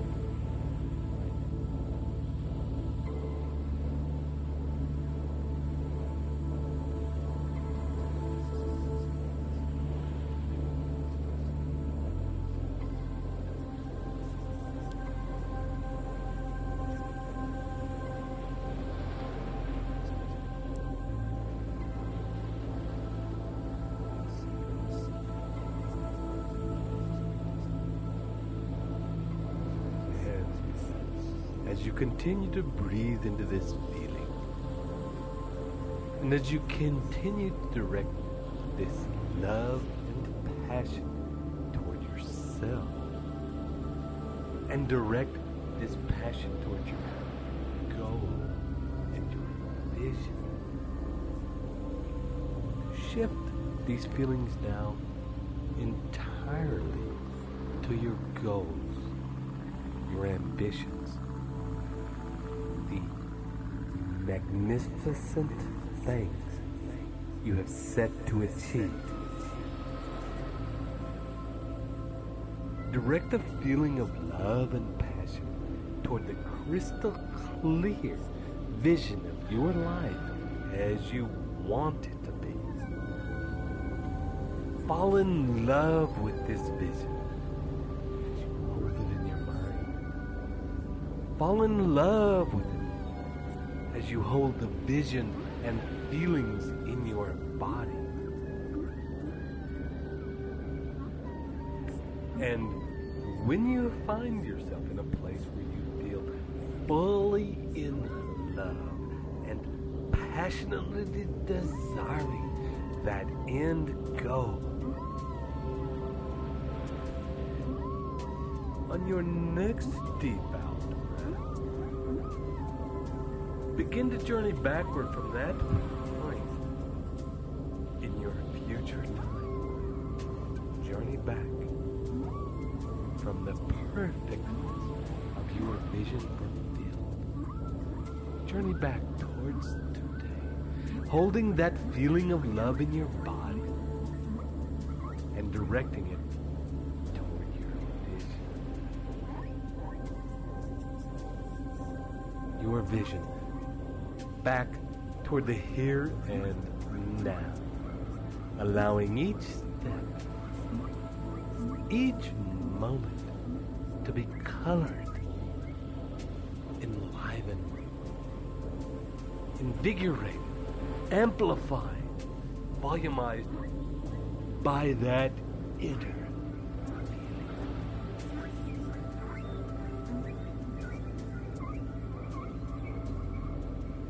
And you may notice that as this feeling overlays your timeline,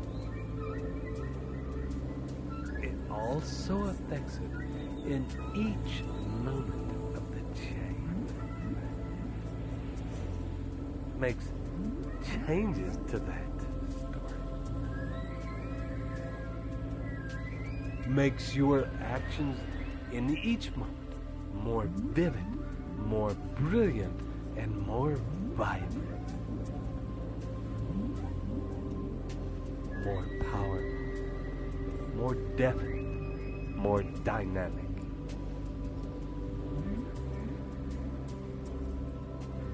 And continue to journey all the way back, noticing any changes that are made as you go, as you return, all the way back to the here and now. And as you arrive back, noticing that you have fully arrived back with that feeling of love and passion intact. Take a deep breath.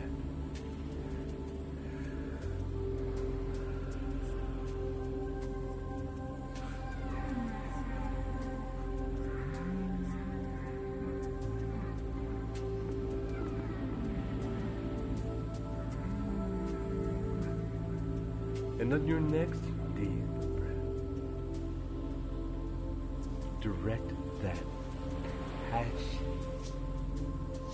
toward your goal. But this time, direct it toward the vehicle, the business, or action that you are taking now to you to achieve your desired income, to what it is that you do, to the passion of accomplishment, the application, the realization, the actualization, to everything that you give and contribute to this world. Attach those passionate, loving, energetic, vibrant feelings.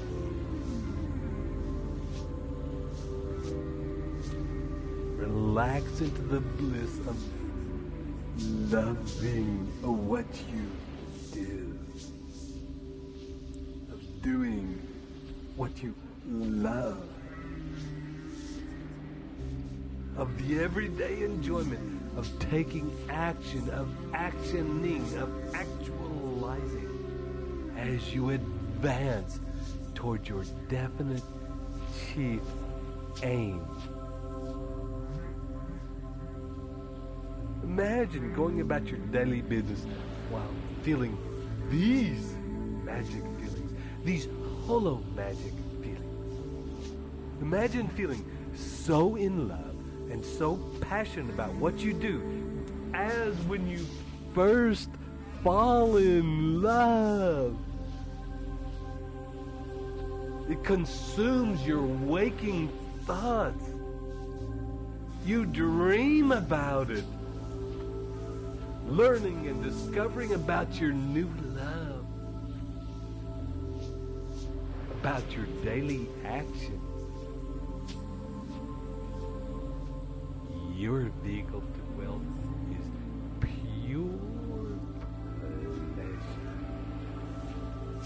It nourishes you, and with each new day, each learning your desire for it, for the end goal, grows and intensifies, empowers, impacts,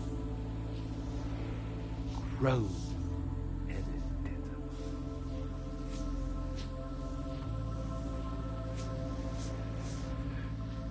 And on your next deep out breath, move your focus of this from your goal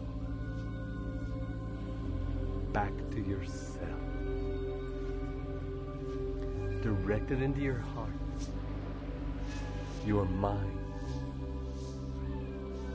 your pelvis,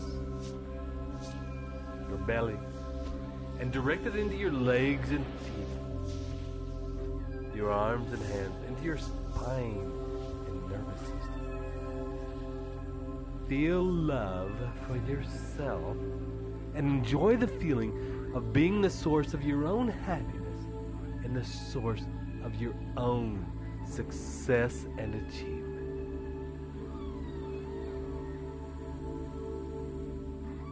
And as you revel in that feeling and relish every bit of your amazing self, begin now to come back, wiggling your toes, your fingers, breathing deeper, moving your body, counting up 1, 2, 3, 4, 5. Completely coming back now, opening your eyes and allowing that passionate feeling to consume and continue to exist in you. We thank you for taking another amazing journey with us. This is Ted Ciuba and Mike Gardner, wishing you the journey well.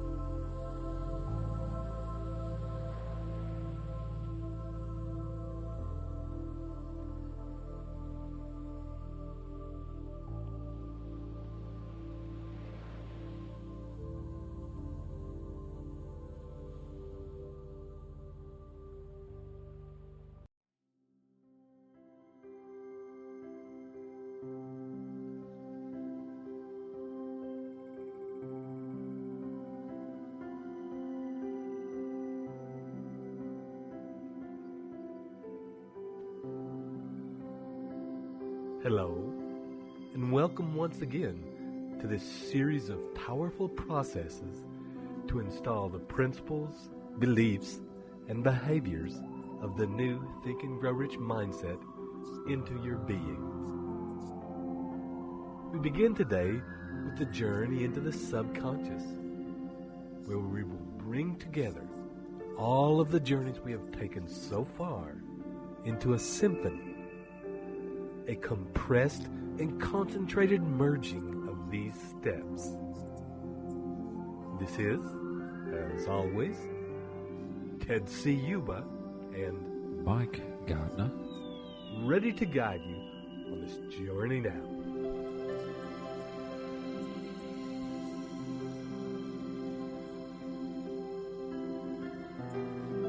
So, take a deep breath and get yourself deeply comfortable. And let's begin.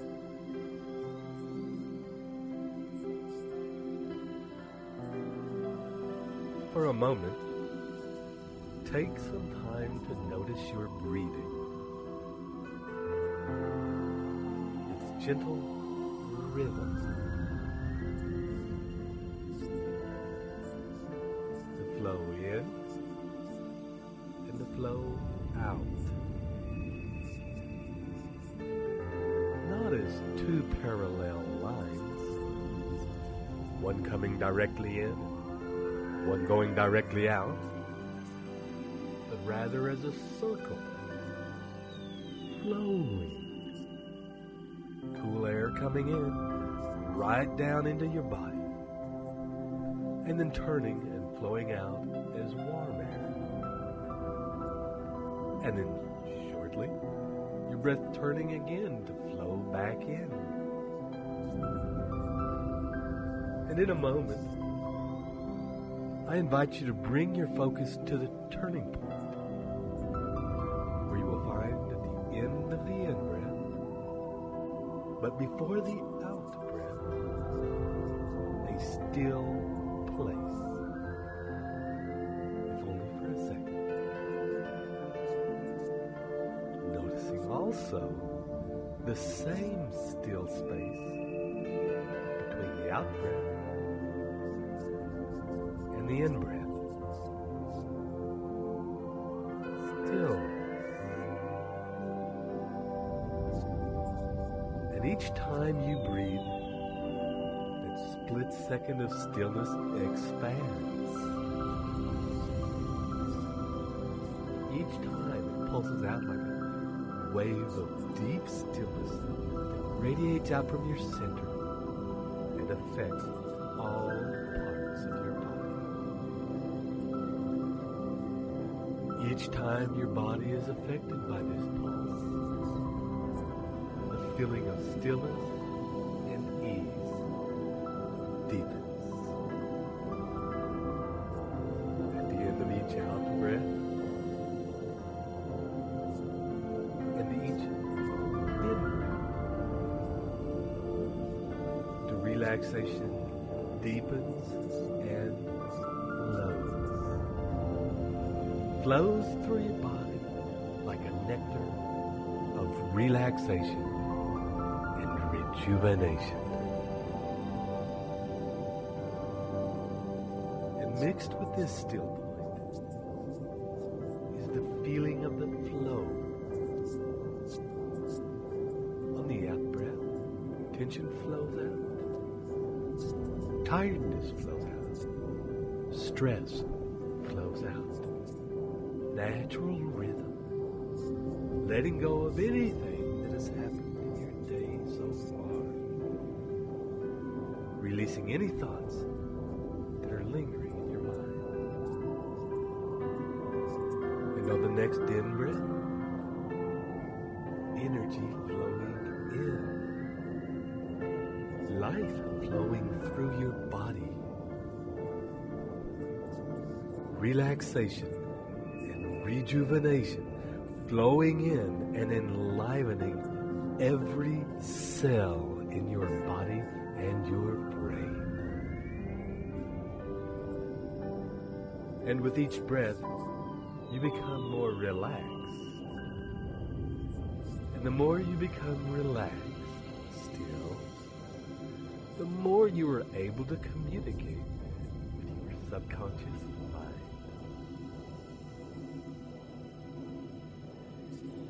Moment, you can simply ask your subconscious to continue this process automatically without your conscious attention.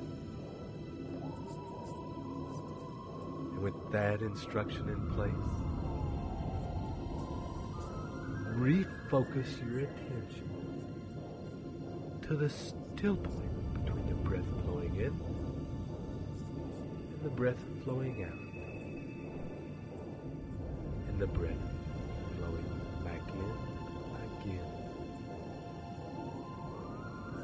And notice, if you can, that there is a difference between breathing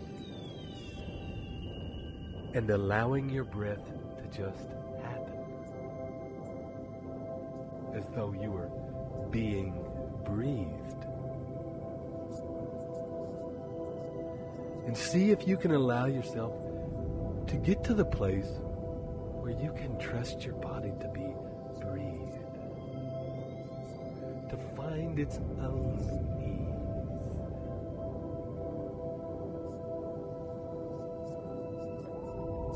And you may discover that as your body finds this natural rhythm, that the spaces of stillness between the breath begin to expand.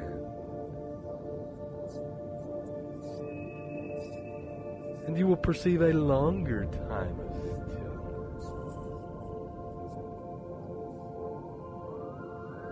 It will expand.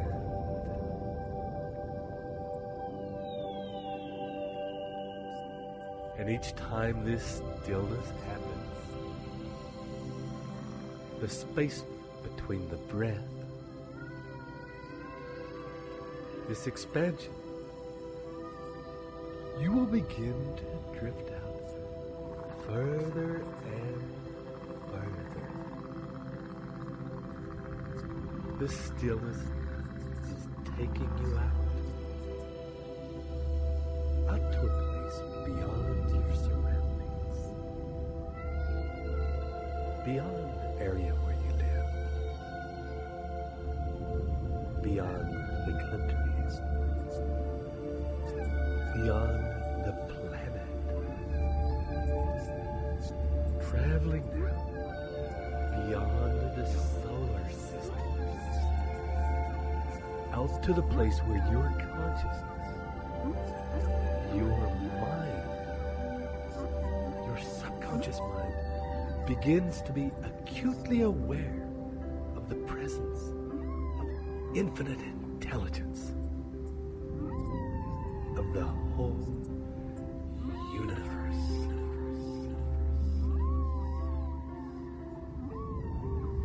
You are surrounded by a feeling of deep love.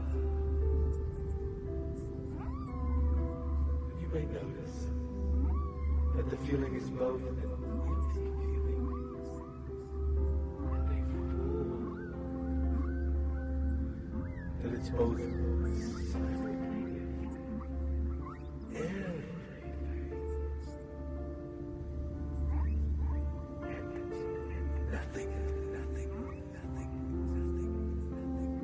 and as you allow your mind to drift, simply allow and relax into the feeling that surrounds you.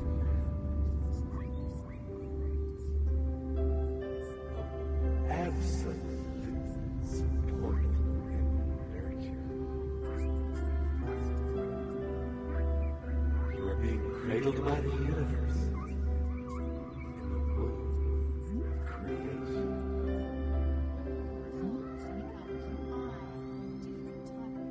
There is a time to every purpose. There is a time to every purpose under heaven. I am in flow. You are grateful I am happy and this grateful very this moment. very moment. You I carefully craft present tense, motivating, truthful, driving affirmations. I enter profoundly into the fantasy of my consuming affirmation. I follow the Baker-Jam formula, impacting emotional sensory input into my affirmation. Visual stimuli, auditory input, kinesthetic. This is how I feel. This is what I feel. Olfactory, the odors in my environment. Gustatory, extreme emotion. This is how I feel. This is extreme emotion. Emotion. This is what is an emotion environment. My autosuggestion is effective. I feel in present tense. Cast all your goals my and goals ambitions. and ambitions in present tense. You I receive receive every knowledge, advantage, resource, or contact needed to achieve my definitive aim. Everything I need comes in perfect time of its own holocosmic form.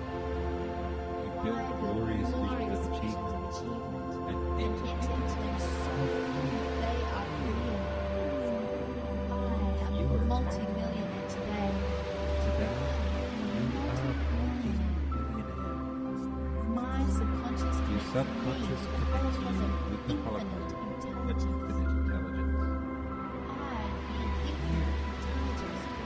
Subconscious mind, and I respond with all my heart, soul, and body. You receive guidance through your subconscious receiving set. My subconscious receiving You are set. closed. I am open to cosmic wealth and guidance. The subconscious of all individuals are connected in the universe. I use the portion of my mind that genius used to both send and receive. I am switched on to cosmic use. I rely on my You rely on your subconscious mind and it becomes more dependent. You give your subconscious and the Holocaust and images of clear and specific I design and direct my thoughts to be effective in the acquisition of wealth. design and direct your thoughts. I mix faith with my subconscious demands. You mix faith I am wealth because I rely on my subconscious to send and receive you messages rely to on the and subconscious to from send the and receive past. messages.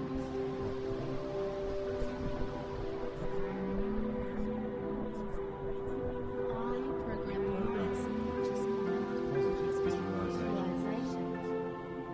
You know how to reach your my subconscious mind, subconscious mind. and you do. You are aware of The subtle talk of my subconscious mind. always I always trust my inner guidance. you are exceptional, I am and it exceptional. is broadcast to every sentient being on Every earth. sentient being. The world already becomes There is a time to every There is a time to every purpose of life. I am in flow. You are grateful I am happy and This grateful very this moment. very moment. You carefully craft present tense, motivating, truthful, driving affirmation. I You enter enter profoundly into the fantasy of my consuming affirmation. I follow the Baker-Jam formula, impacting Follow the emotional Baker-Jam sensory formula, input into my Packing emotional affirmation. sensory input into your Visual stimuli, auditory Visual input, kinesthetic. auditory. This is how I feel. This is what This is I how you feel. feel. This is what Olfactory, you feel. the odors in my environment. Gustatory, taste, Gusty. stream of emotions.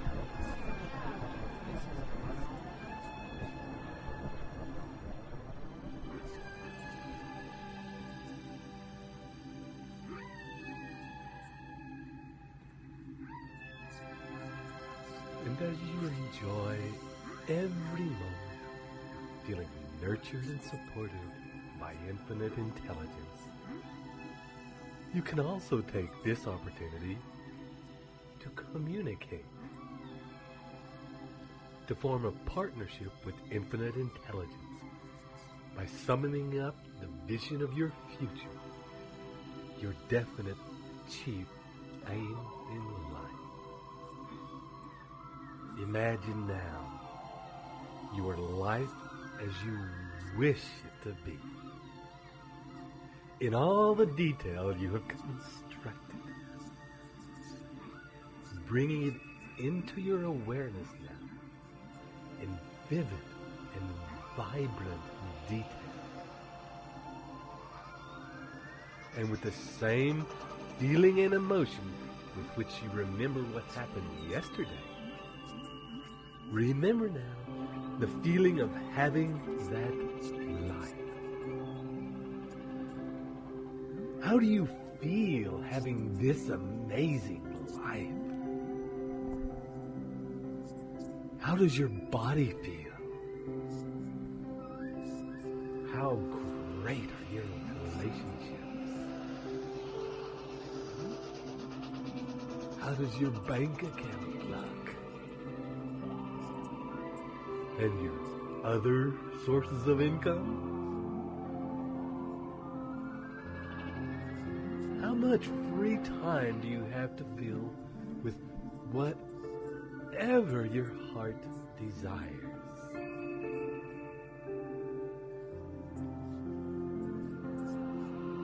does it feel like to have such a magnificent and successful business? Such solid investment.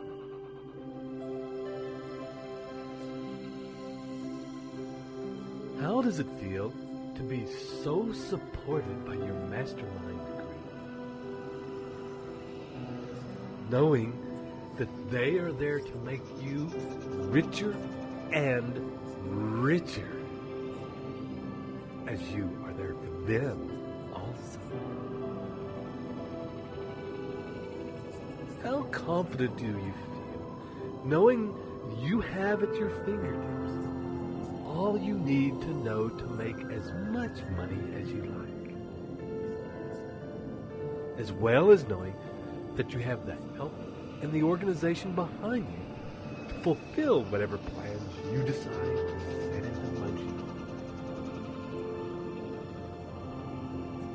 How amazing does it feel to know that you had the unstoppable faith in what you wanted to do,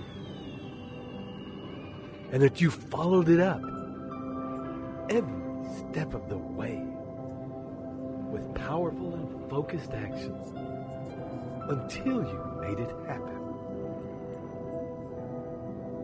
That you translated your dreams into the reality in which you now stand. This is the life you created with your own two hands, your heart and your mind. How rich does your life feel, knowing that through your openness and allowing, you have been guided and supported by infinite intelligence. You have been guided by the holocosm itself to create your desires into a reality that supports you with a life that's the way you want it to be, and supports those around you in your business and personal relationships to live a fuller, richer life also.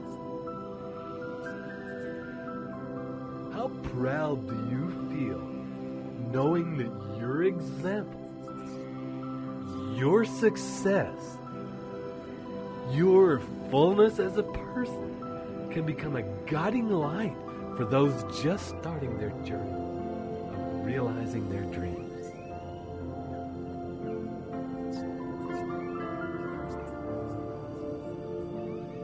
And as you drift in that place of communion with infinite intelligence and feel the nurture, support, and acceptance there for you,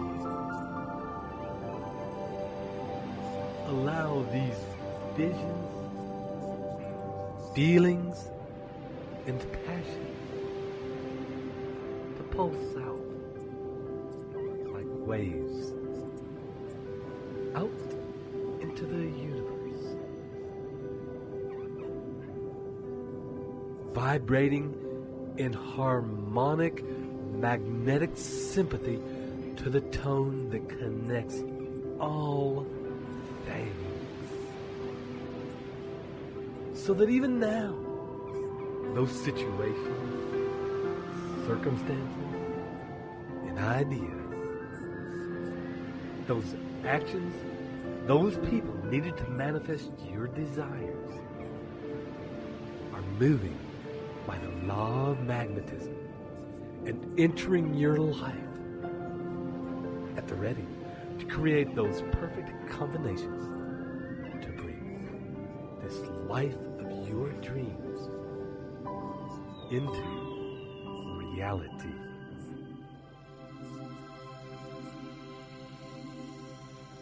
And for a few minutes,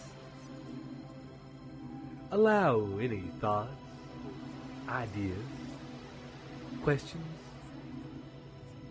to flow out from you into infinite intelligence.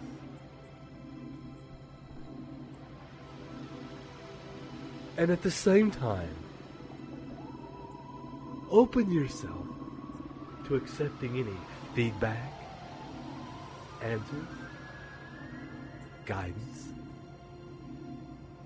direction, ideas, inspirations that come back from the holocosm. That universal intelligence that you are communing with back to you.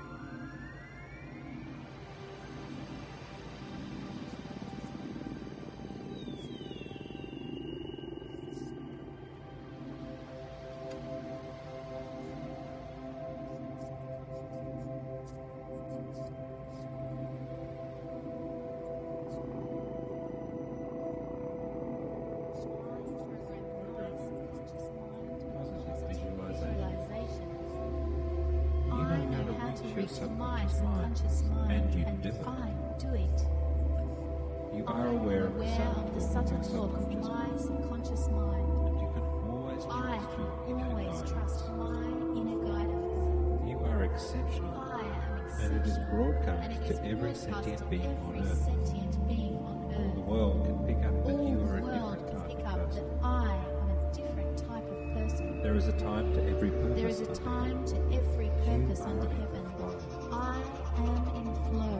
You are grateful. I am happy and this grateful very this moment. very moment. You carefully craft present tense, motivating, truthful, driving affirmations. I enter profoundly into the fantasy of my consuming affirmations. I follow the Baker Jam formula, impacting emotional sensory input into my affirmations. Visual stimuli, auditory input, kinesthetic. This is how I feel. This is what I feel. Olfactory, the odors in my environment. Gustatory, taste. Extreme emotions. This is how I feel. This is how you feel. Emotion. This is what is in motion in the environment. My autosuggestion is effective. I live in the present tense. And cast all your all goals my and goals and ambitions in the present tense. You I receive receive every knowledge, advantage, resource, or contact needed to achieve my definitive aim. Everything I need is the perfect time of its holocosmic call. feel I the live glorious in vision of glorious achievement. visions of achievement And and enter into them so fully they are real. I am a multi-millionaire today. Today, you are a multi-millionaire. My subconscious Your connects subconscious me connects you with the holocosm with infinite intelligence. I hear infinite intelligence through my subconscious mind, and I respond with all my heart, soul, and body. You receive guidance through your I subconscious receive receiving guidance through center. my subconscious receiving You are center. well. I am open to cosmic wealth and guidance. Subconscious and new individuals are connected in the universe. I use the portion of my mind that genius used to both send and receive the subconscious. I am switched on the holocosmic universe. I rely on my You subconscious rely on your mind. subconscious mind and it becomes Day. My subconscious and holocosmic You give your subconscious instructions the holocosm. and images of everything I have. I design and direct my thoughts to be effective in the acquisition of wealth. Design and direct your thoughts to I be mix faith with my subconscious demands. You mix faith I with am wealth because I rely on my subconscious to send and receive messages to me. Send and receive.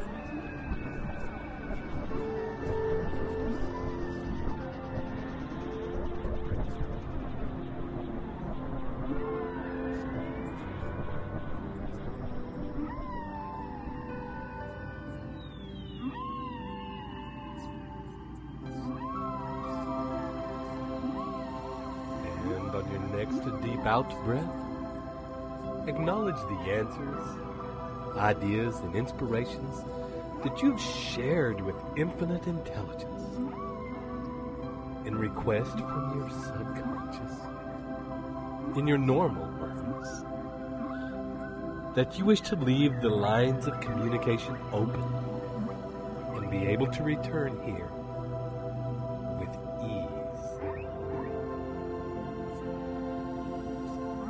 You can also request of your subconscious at this time that you quickly process information received and that you recognize with ease people, situations, and circumstances that opportunely appear in your life as they present themselves. And you take any and all appropriate action required to maximize the opportunities you have attracted.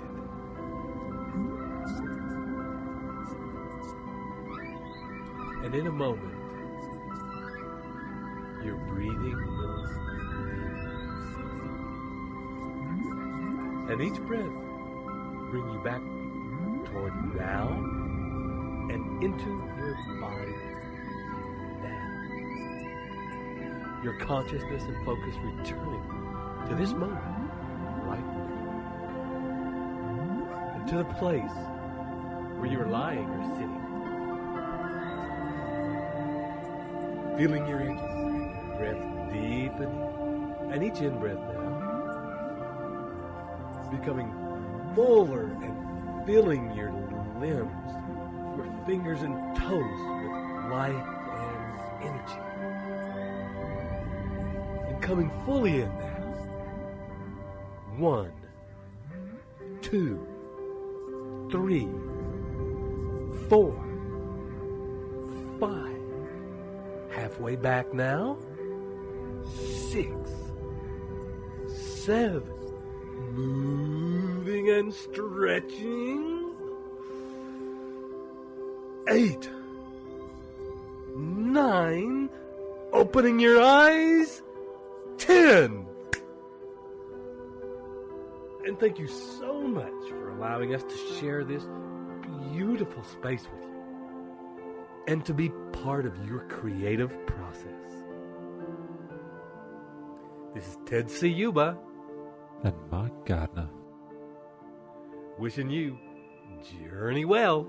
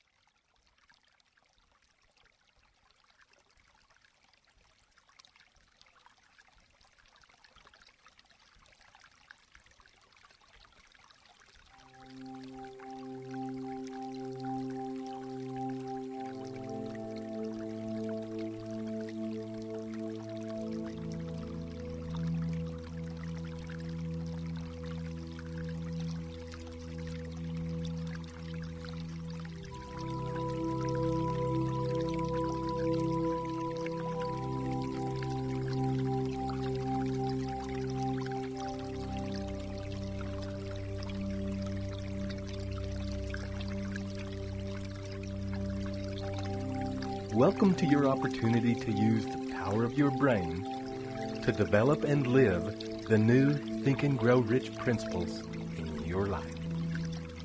This is Ted Ciuba and Mike Gardner, about to guide you into the mystery that is your own magnificent and amazing brain. And, as we've done before, we'll begin by finding a quiet place where you won't be disturbed, getting comfortable and relaxing deeply. Allowing yourself to focus in on your breathing, noticing the rise and fall of your chest and belly, the flow of breath in and out of your body, and the feeling of that flow happening in other places around your body. Noticing if you can feel the flow of energy happening in your arms, in your back.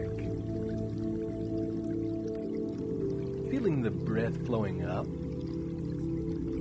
and down your spine. Bring your attention to the flow of breath in your pelvis, in your legs. As you breathe, feeling the energy of that breath in your skin. And scan your body, you now take in the feeling of your breath activating the skin all over your body. Take in as much as you can of that information. And see how much of that information you can hold in your awareness at once.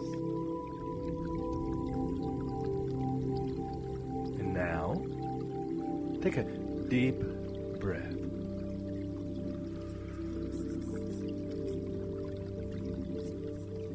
And on the out breath, allow your body to soften and relax. To melt from the inside. And now, see if you can take in a bit more information about the feeling of energy moving in your body. And another deep breath. And opening to still greater awareness. And on your next deep out breath, feel the edges of your skull, your brain space. And with your eyes closed and soft, notice any details you can about the brain and the skull that protects it. Is there a space? Or does it feel tight? Is it heavy? Or is it light? Clear? Or foggy? Notice if there is tension in your brain, or your brain is completely relaxed and ready to expand to the next level. And if there is any residual tension or cloudiness in your brain, imagine as you breathe that the tension is flowing out with each out breath like a dark cloud. And that with each in-breath, light and clarity are flowing in like spring water and washing away any remaining darkness and tension, leaving your brain and brain space open and available for new information. And with your eyes closed now, look all around your brain space, exploring your skull from the inside and the brain within it from the inside. Take your eyes in a horizontal circular action, exploring the equator of your brain in a 360-degree circle around the middle from the inside. First, with your eyes going counterclockwise around your brain. Then after a few turns, reversing and going clockwise.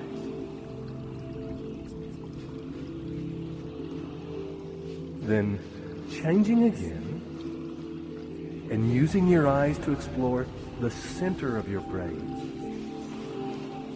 That crevice that separates the two halves of your brain, running from between your eyebrows, over the top of your head, to the center of the back of your head, where the spine and spinal cord meet your brain. Explore back and forth over that line with your eyes, noticing the corpus callosum, that bridge that connects the left hemisphere and the right hemisphere. And wherever your eyes and your awareness focus, more life enters. And your brain, being electrical in nature, more charge and more energy enters. And your brain, being tuned, is a very powerful thing. So take a few minutes to explore every part of your brain that you can, noting as you do that whatever part of your brain you focus on becomes more active, more alive, lighting up like sparkling city lights from the air as your focus moves over and through them. And notice that this effect can happen even more so when your focus is combined with your breath. Breathing light into your brain to activate different parts. See if you can get your whole brain and spinal cord active and in your awareness at once. And maintain that awareness for as long as you can. And if it begins to fade or your attention drifts, just gently come back and start again. Your focus is energizing as often as you need to light up your whole brain.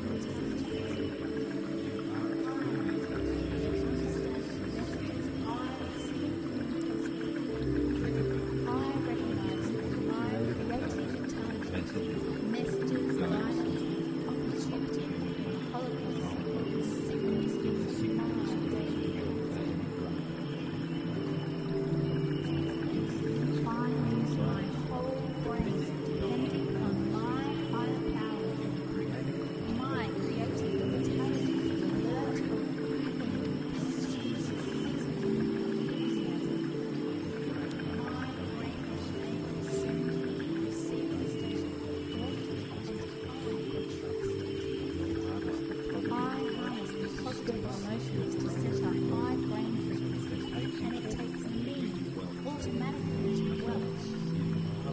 I love my work and profit handsomely thereby. I leverage the law of economics. Everything works because I follow your personal law. I give to receive. My purpose is in what I can give. Therefore, I will reach. I am today a successful person, living prosperous, I am totally alive to opportunity. Greatest forces are intangible. I pack intensity of emotion into my intended outcome, plus the faith that I do achieve my definite aim in life. The subconscious domains are associated with the brain. I encourage my brain.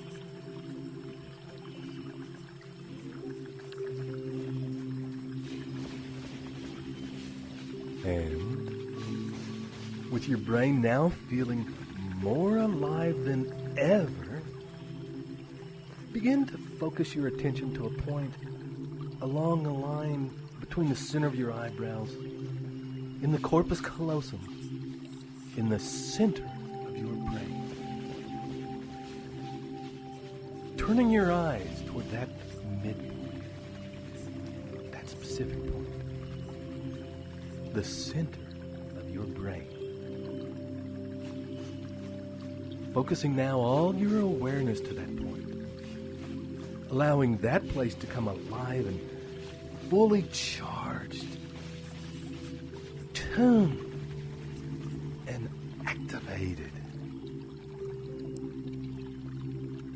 And as it does, using your in-breath to expand the rapidly increasing energy there. This is a holo magic place.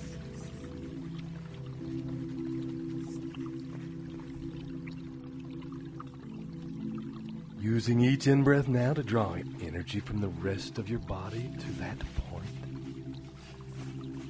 Drawing up your spine, your sexually charged energy, up to that central point of focus in your brain. Feeling it, charging it, enlivening it, opening that part of your brain to a communion with infinite intelligence.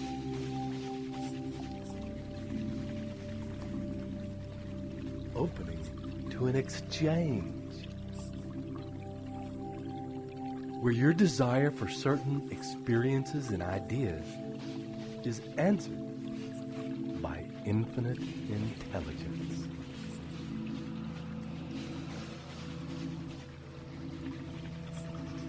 And so, as you breathe and continue to focus on this powerful center in your brain and hold that attention steady, you drop deeper. And each breath allows you to let go more deeply of all extraneous information, to surrender all limiting belief about the amazing things you can achieve, so that as you focus your eyes and attention on this central point, consciously empowering the law of attraction, you will be able to magnetize into your experience whatever you hold in your charged and focused mind. And in this moment of creation, now summon the visions of your desired outcome. Call up the details of the reality you have been creating in these recordings, centered around your definite chief aim in life. Allow the heartfelt emotions of this reality to flow through your being. Switch on the vision of this reality in all its realistic and vibrant colors and details, bringing all of the stunning and joyous details into the center point in the middle of your brain.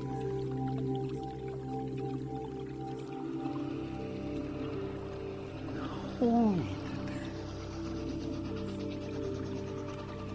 Unfold and explore the details of this world from this powerful point in your brain.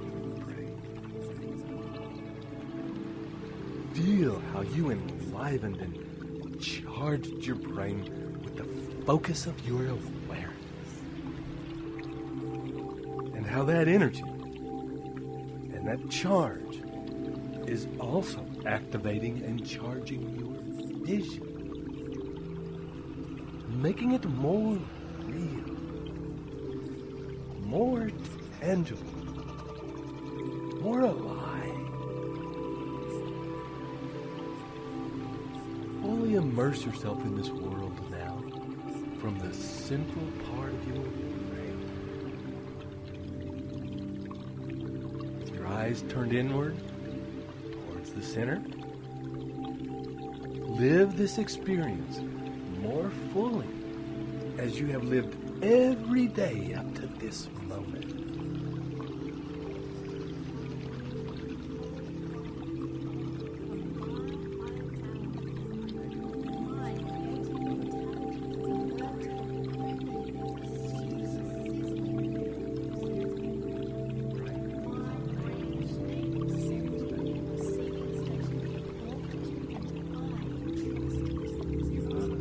I harness positive emotions to set up my brain frequency, and it takes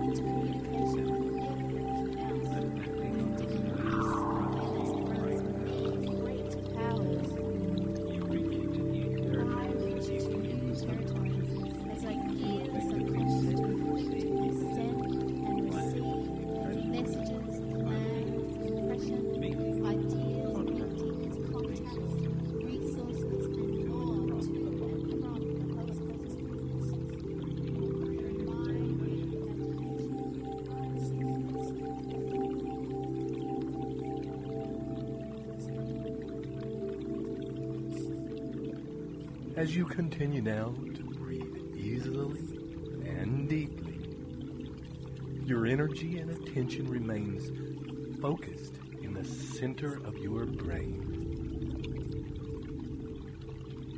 And on the next deep out breath, you can release your visions and projections of your chief purpose in life into the hands of the universe with confidence. And as you simply allow the center of your brain to be clear. And now, when you are ready, invite into your mind, into that central space in your brain, two people who are in your life right now, who you trust fully, who you believe to be able to work with you to achieve your goals, who you believe you can learn from to do this, and who will be willing and able to spend time with you to realize your dreams. Because they will benefit too. Invite these two people into your mind. Summon the essence, their essential nature, into your mind from out of the infinite universe. The holocosm that connects us all. All you need do is ask. There is an unseen part of them that is connected to you as to all things. And it is this part you are now joining with. And as you take your next deep breath and feel the focus and attention affecting and awakening the physiology of your brain, imagine sitting with these two trusted people, and for a time, breathing as one. And as you conspire, that is, to breathe together, to realize your dreams, state as one to the universe that it is your intention to devise the solution and the steps required to take you to the next level in the direction of your dreams. That you are fully ready to receive the answers and resources to that end. And that those answers should come from the highest source and represent the highest good for all life everywhere.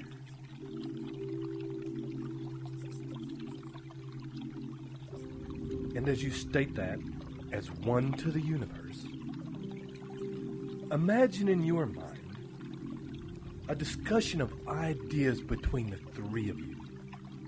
A mastermind. Ideas that will take you from where you are now to the next step, to the next level, to where you want to go.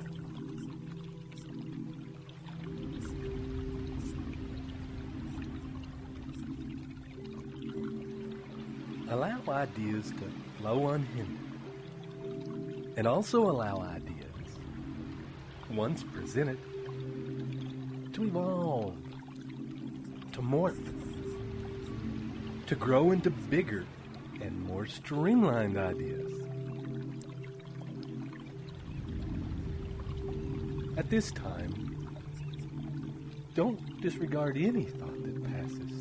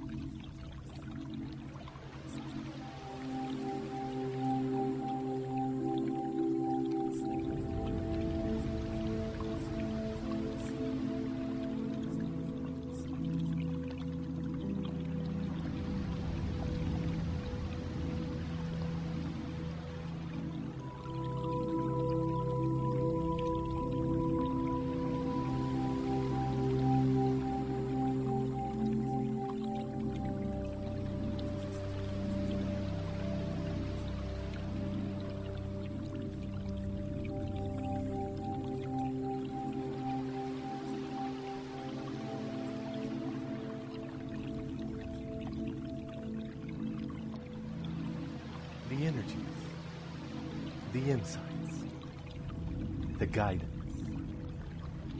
the direction. Holding them in your mind, in the center of your brain to continue to permeate and develop over the next few hours and days. Until such a time as a plan becomes crystal clear and the people and resources you need appear, and a plan of action can be put into place, activated, and sustained.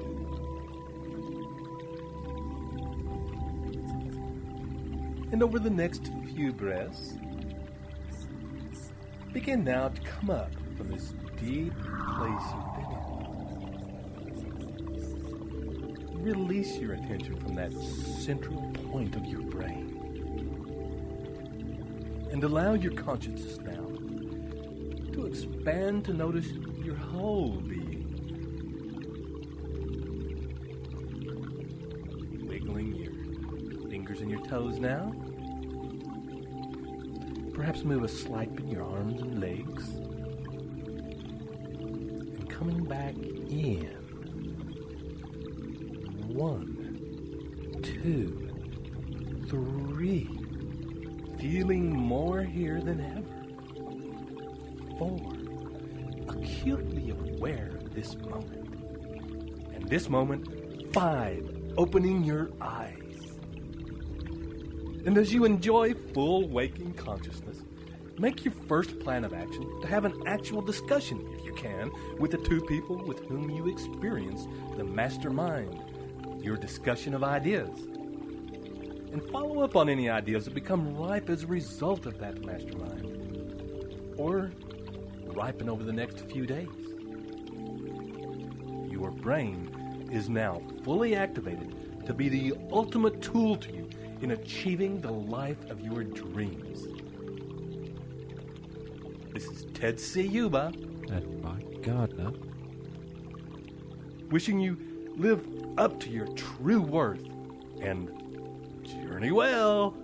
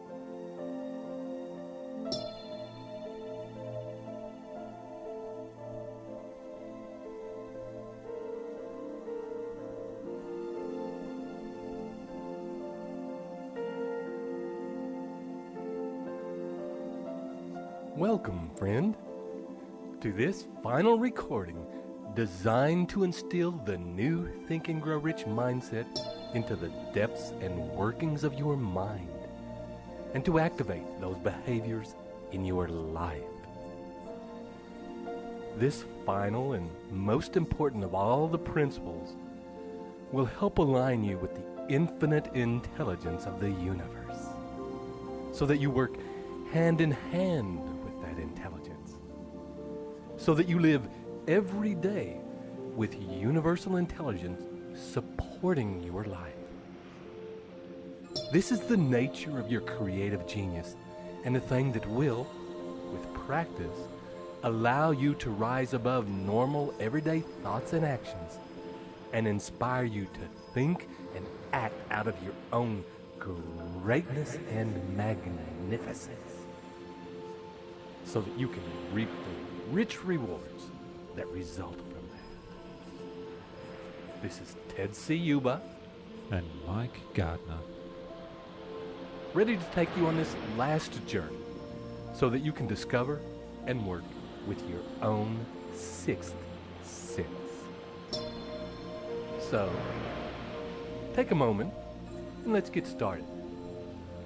And we will presume you are already in a quiet place and resting comfortably, allowing, with each breath, your body to relax and soften. And, as we've done before, you will remember this feeling as you scan the edges of your body, searching for a place that is most relaxed. And when you find it, allowing each breath to expand that feeling, rolling out in ripples like a stone on a pond might create. Ripples that radiate relaxation and rest and stillness out into the rest of your body, affecting other parts, so that they begin to drop any tension and relax deeply. And with each breath, you will also find an opportunity to bring out any lingering thoughts of the day, so as to release the busyness of your mind. And imagine your brain and your brain space expanding and expanding and creating a feeling of lightness and space. And continue to breathe out any extraneous noise from your mind until it feels clear and light. Imagine for a moment, if you will, your mind is a dark room that has been locked for a long time. And now, as you unlock the door and walk in, you are able to bring more life into it. Visualize opening all the windows and letting the breeze blow through. Uncover all the furniture. Sweep away all the accumulated dust. Clean the windows. Clearly see yourself enjoying the process of clearing and cleaning every dark corner, every speck of dust and dirt, until this room of your mind feels a fresh and comfortable place for you to be. Spend time getting it to feel like a place you want to spend your time in. And when you feel finished, find yourself a great big comfortable armchair. Sit in it and enjoy the work you have done so far.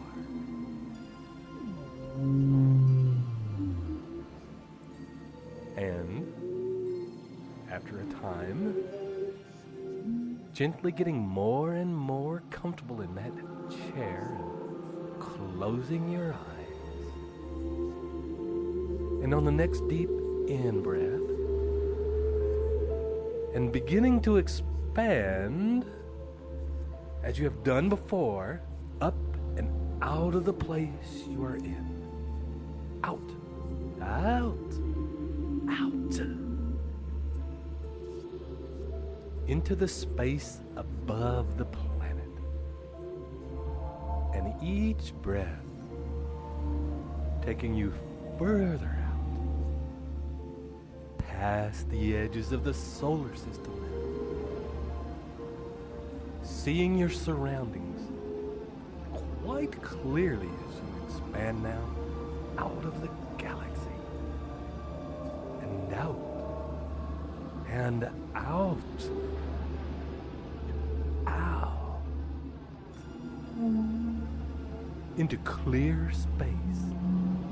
Breathe, seeing all around you millions of galaxies. And as you breathe, noticing that as you breathe, they expand.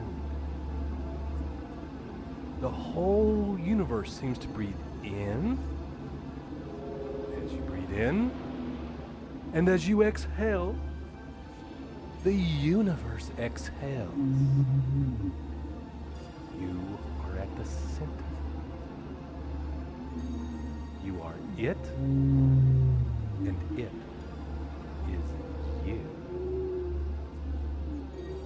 For in this place, you can come to whenever you need to think something through, whenever you need a problem solved, whenever you need answers. And so, imagine now the finished product of your life, the life you have been creating in your mind over the course of our journeys.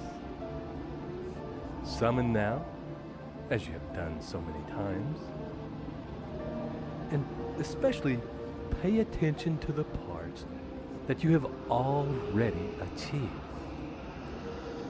The parts, however small, that are already how you want them. And allow yourself to feel gratitude for those blessings that are already in your life. And in a moment, release that image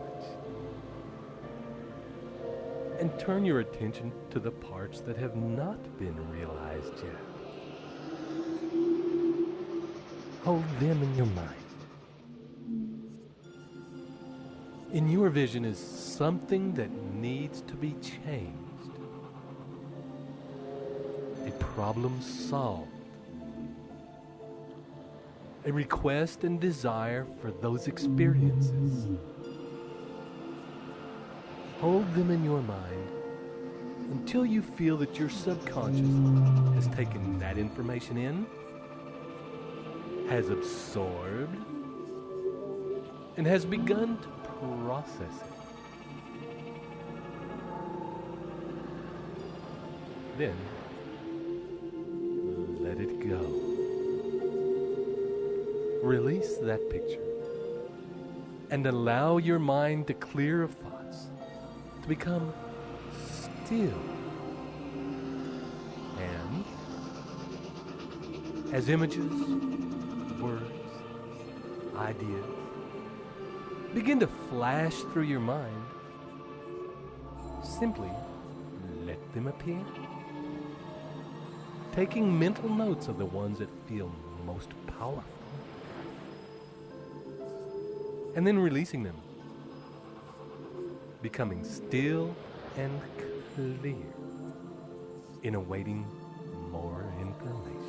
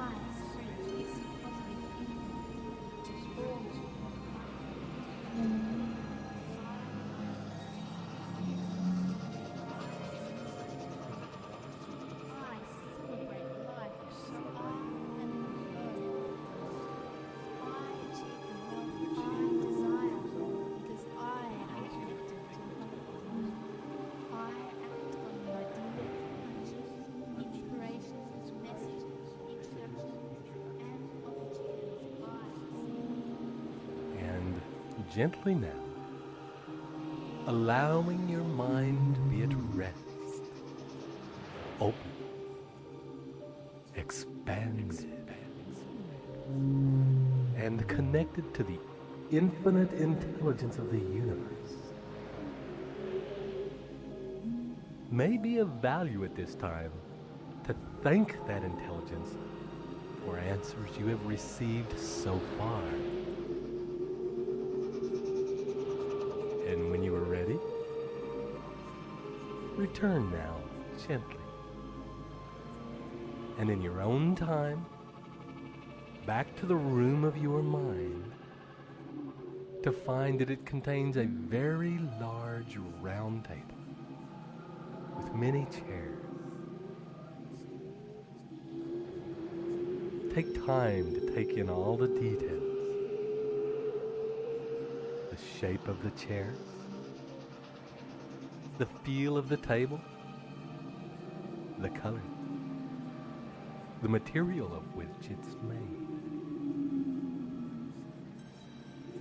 And amongst the places at the table, seat yourself now in the one that feels best to you.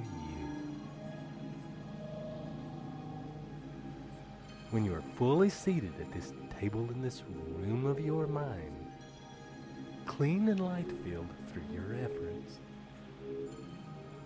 and with your next deep breath, begin to invite into the room gently, and to a seat at the table, people whom you admire,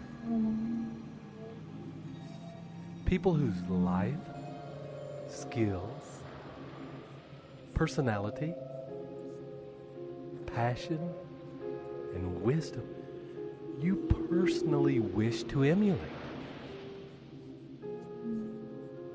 One by one, as you decide and invite, these people enter and take an appropriate seat, making themselves, by the timeless medium of the stuff of the universe, available to you, so you can model the things you wish to become.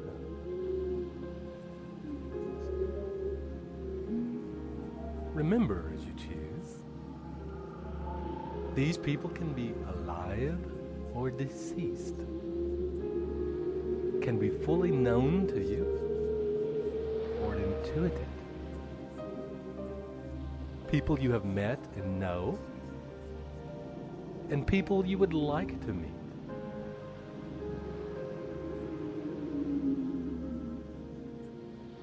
You can choose as many people as you like, but at this time, limit your choices to 12 or less.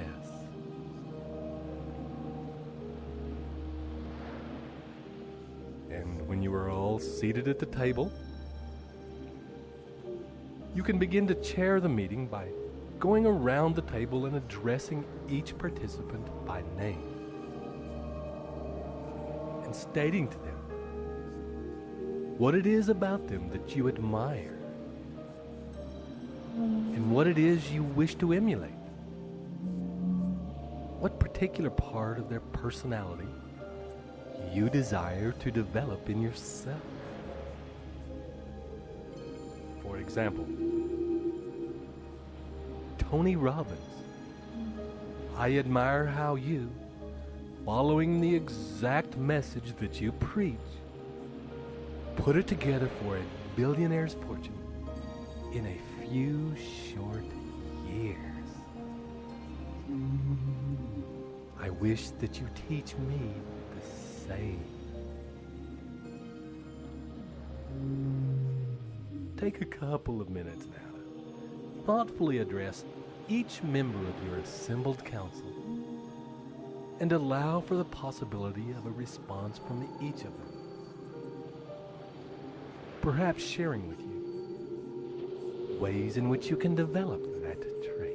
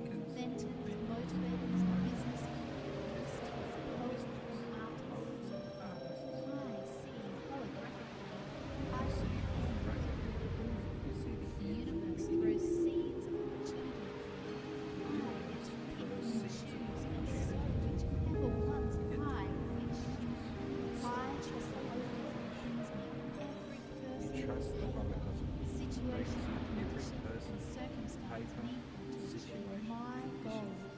circumstance, The holocosm works achievement itself through goals. psychokinesis.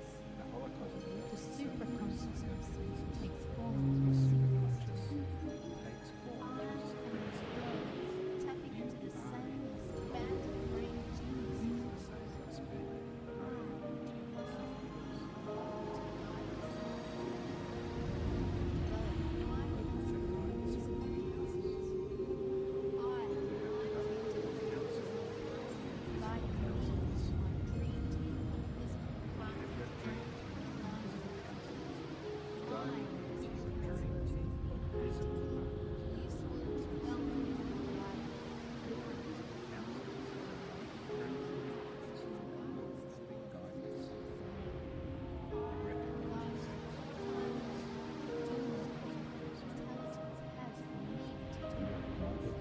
The sixth sense functions aesthetically in my life.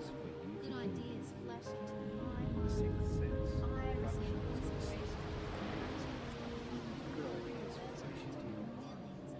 Receive inspiration.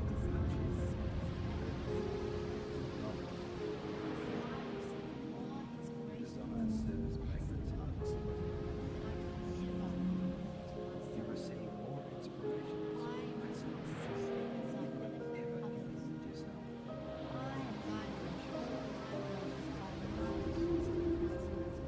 Guided in all your ways by invisible counsel.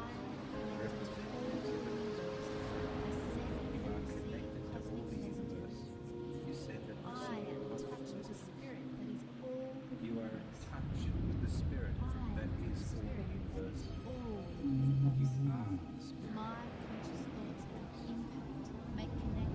Your conscious thoughts have impact, make connections, grow into results. You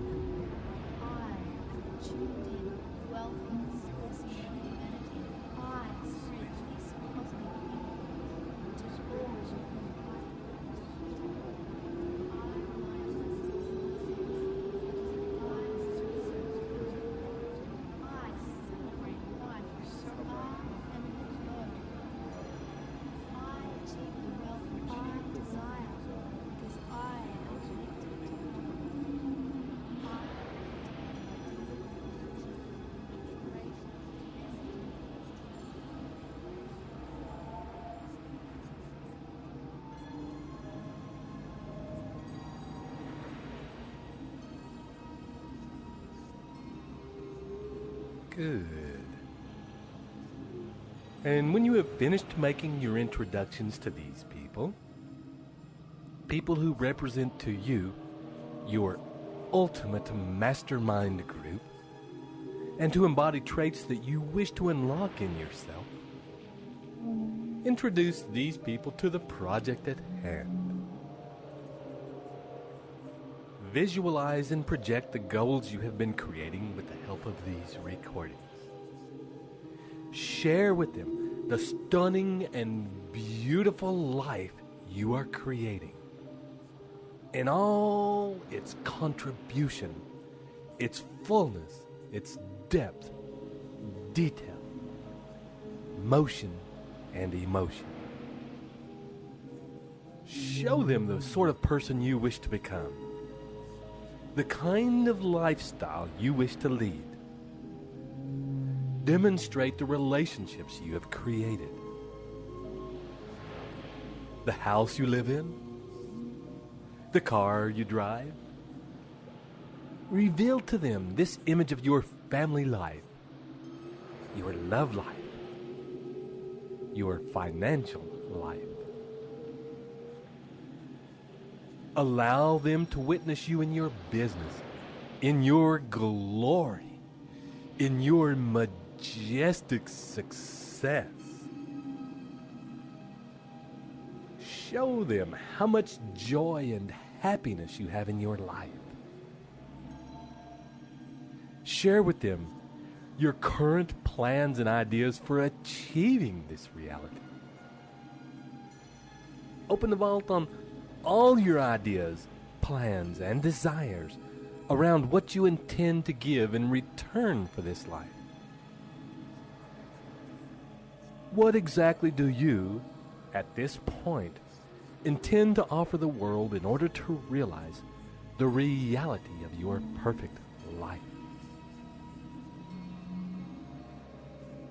And as you are doing your part, setting the agenda, thinking it through, laying actual plans for your holo magic mastermind to see, allow now the space for it to develop further, for it to refine, for it to mushroom and grow, for feedback, ideas, and thoughts to filter down from your partners,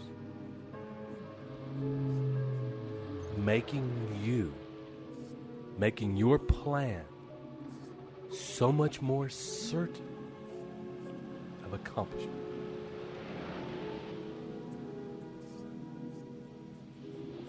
And as you hold this vision, be aware of the things in this scene that really inspire and drive you, and those that actually don't have much excitement for you at all. And make whatever changes are necessary in order to have that beautiful picture of your future as inspirational as possible, filled by your invisible counselors, the mystical master mind. And when you have finished in a sharing of visions and ideas and taken a deep breath, releasing those visions to the universe and into the minds of your round table members, look each now of the chosen people in their eyes, one at a time, and make a commitment to visit with these people regularly in this place, at this table, and that you will come with an open mind and a willingness to act on instruction, inspiration, and suggestions received with faith and persistence. Commit to them and yourself that you will bring the charge of your sexual energy, your passion, and your limitless imagination both into this place and also to take these things that are generated here out into the world to achieve your grandest vision and work toward the highest good of all.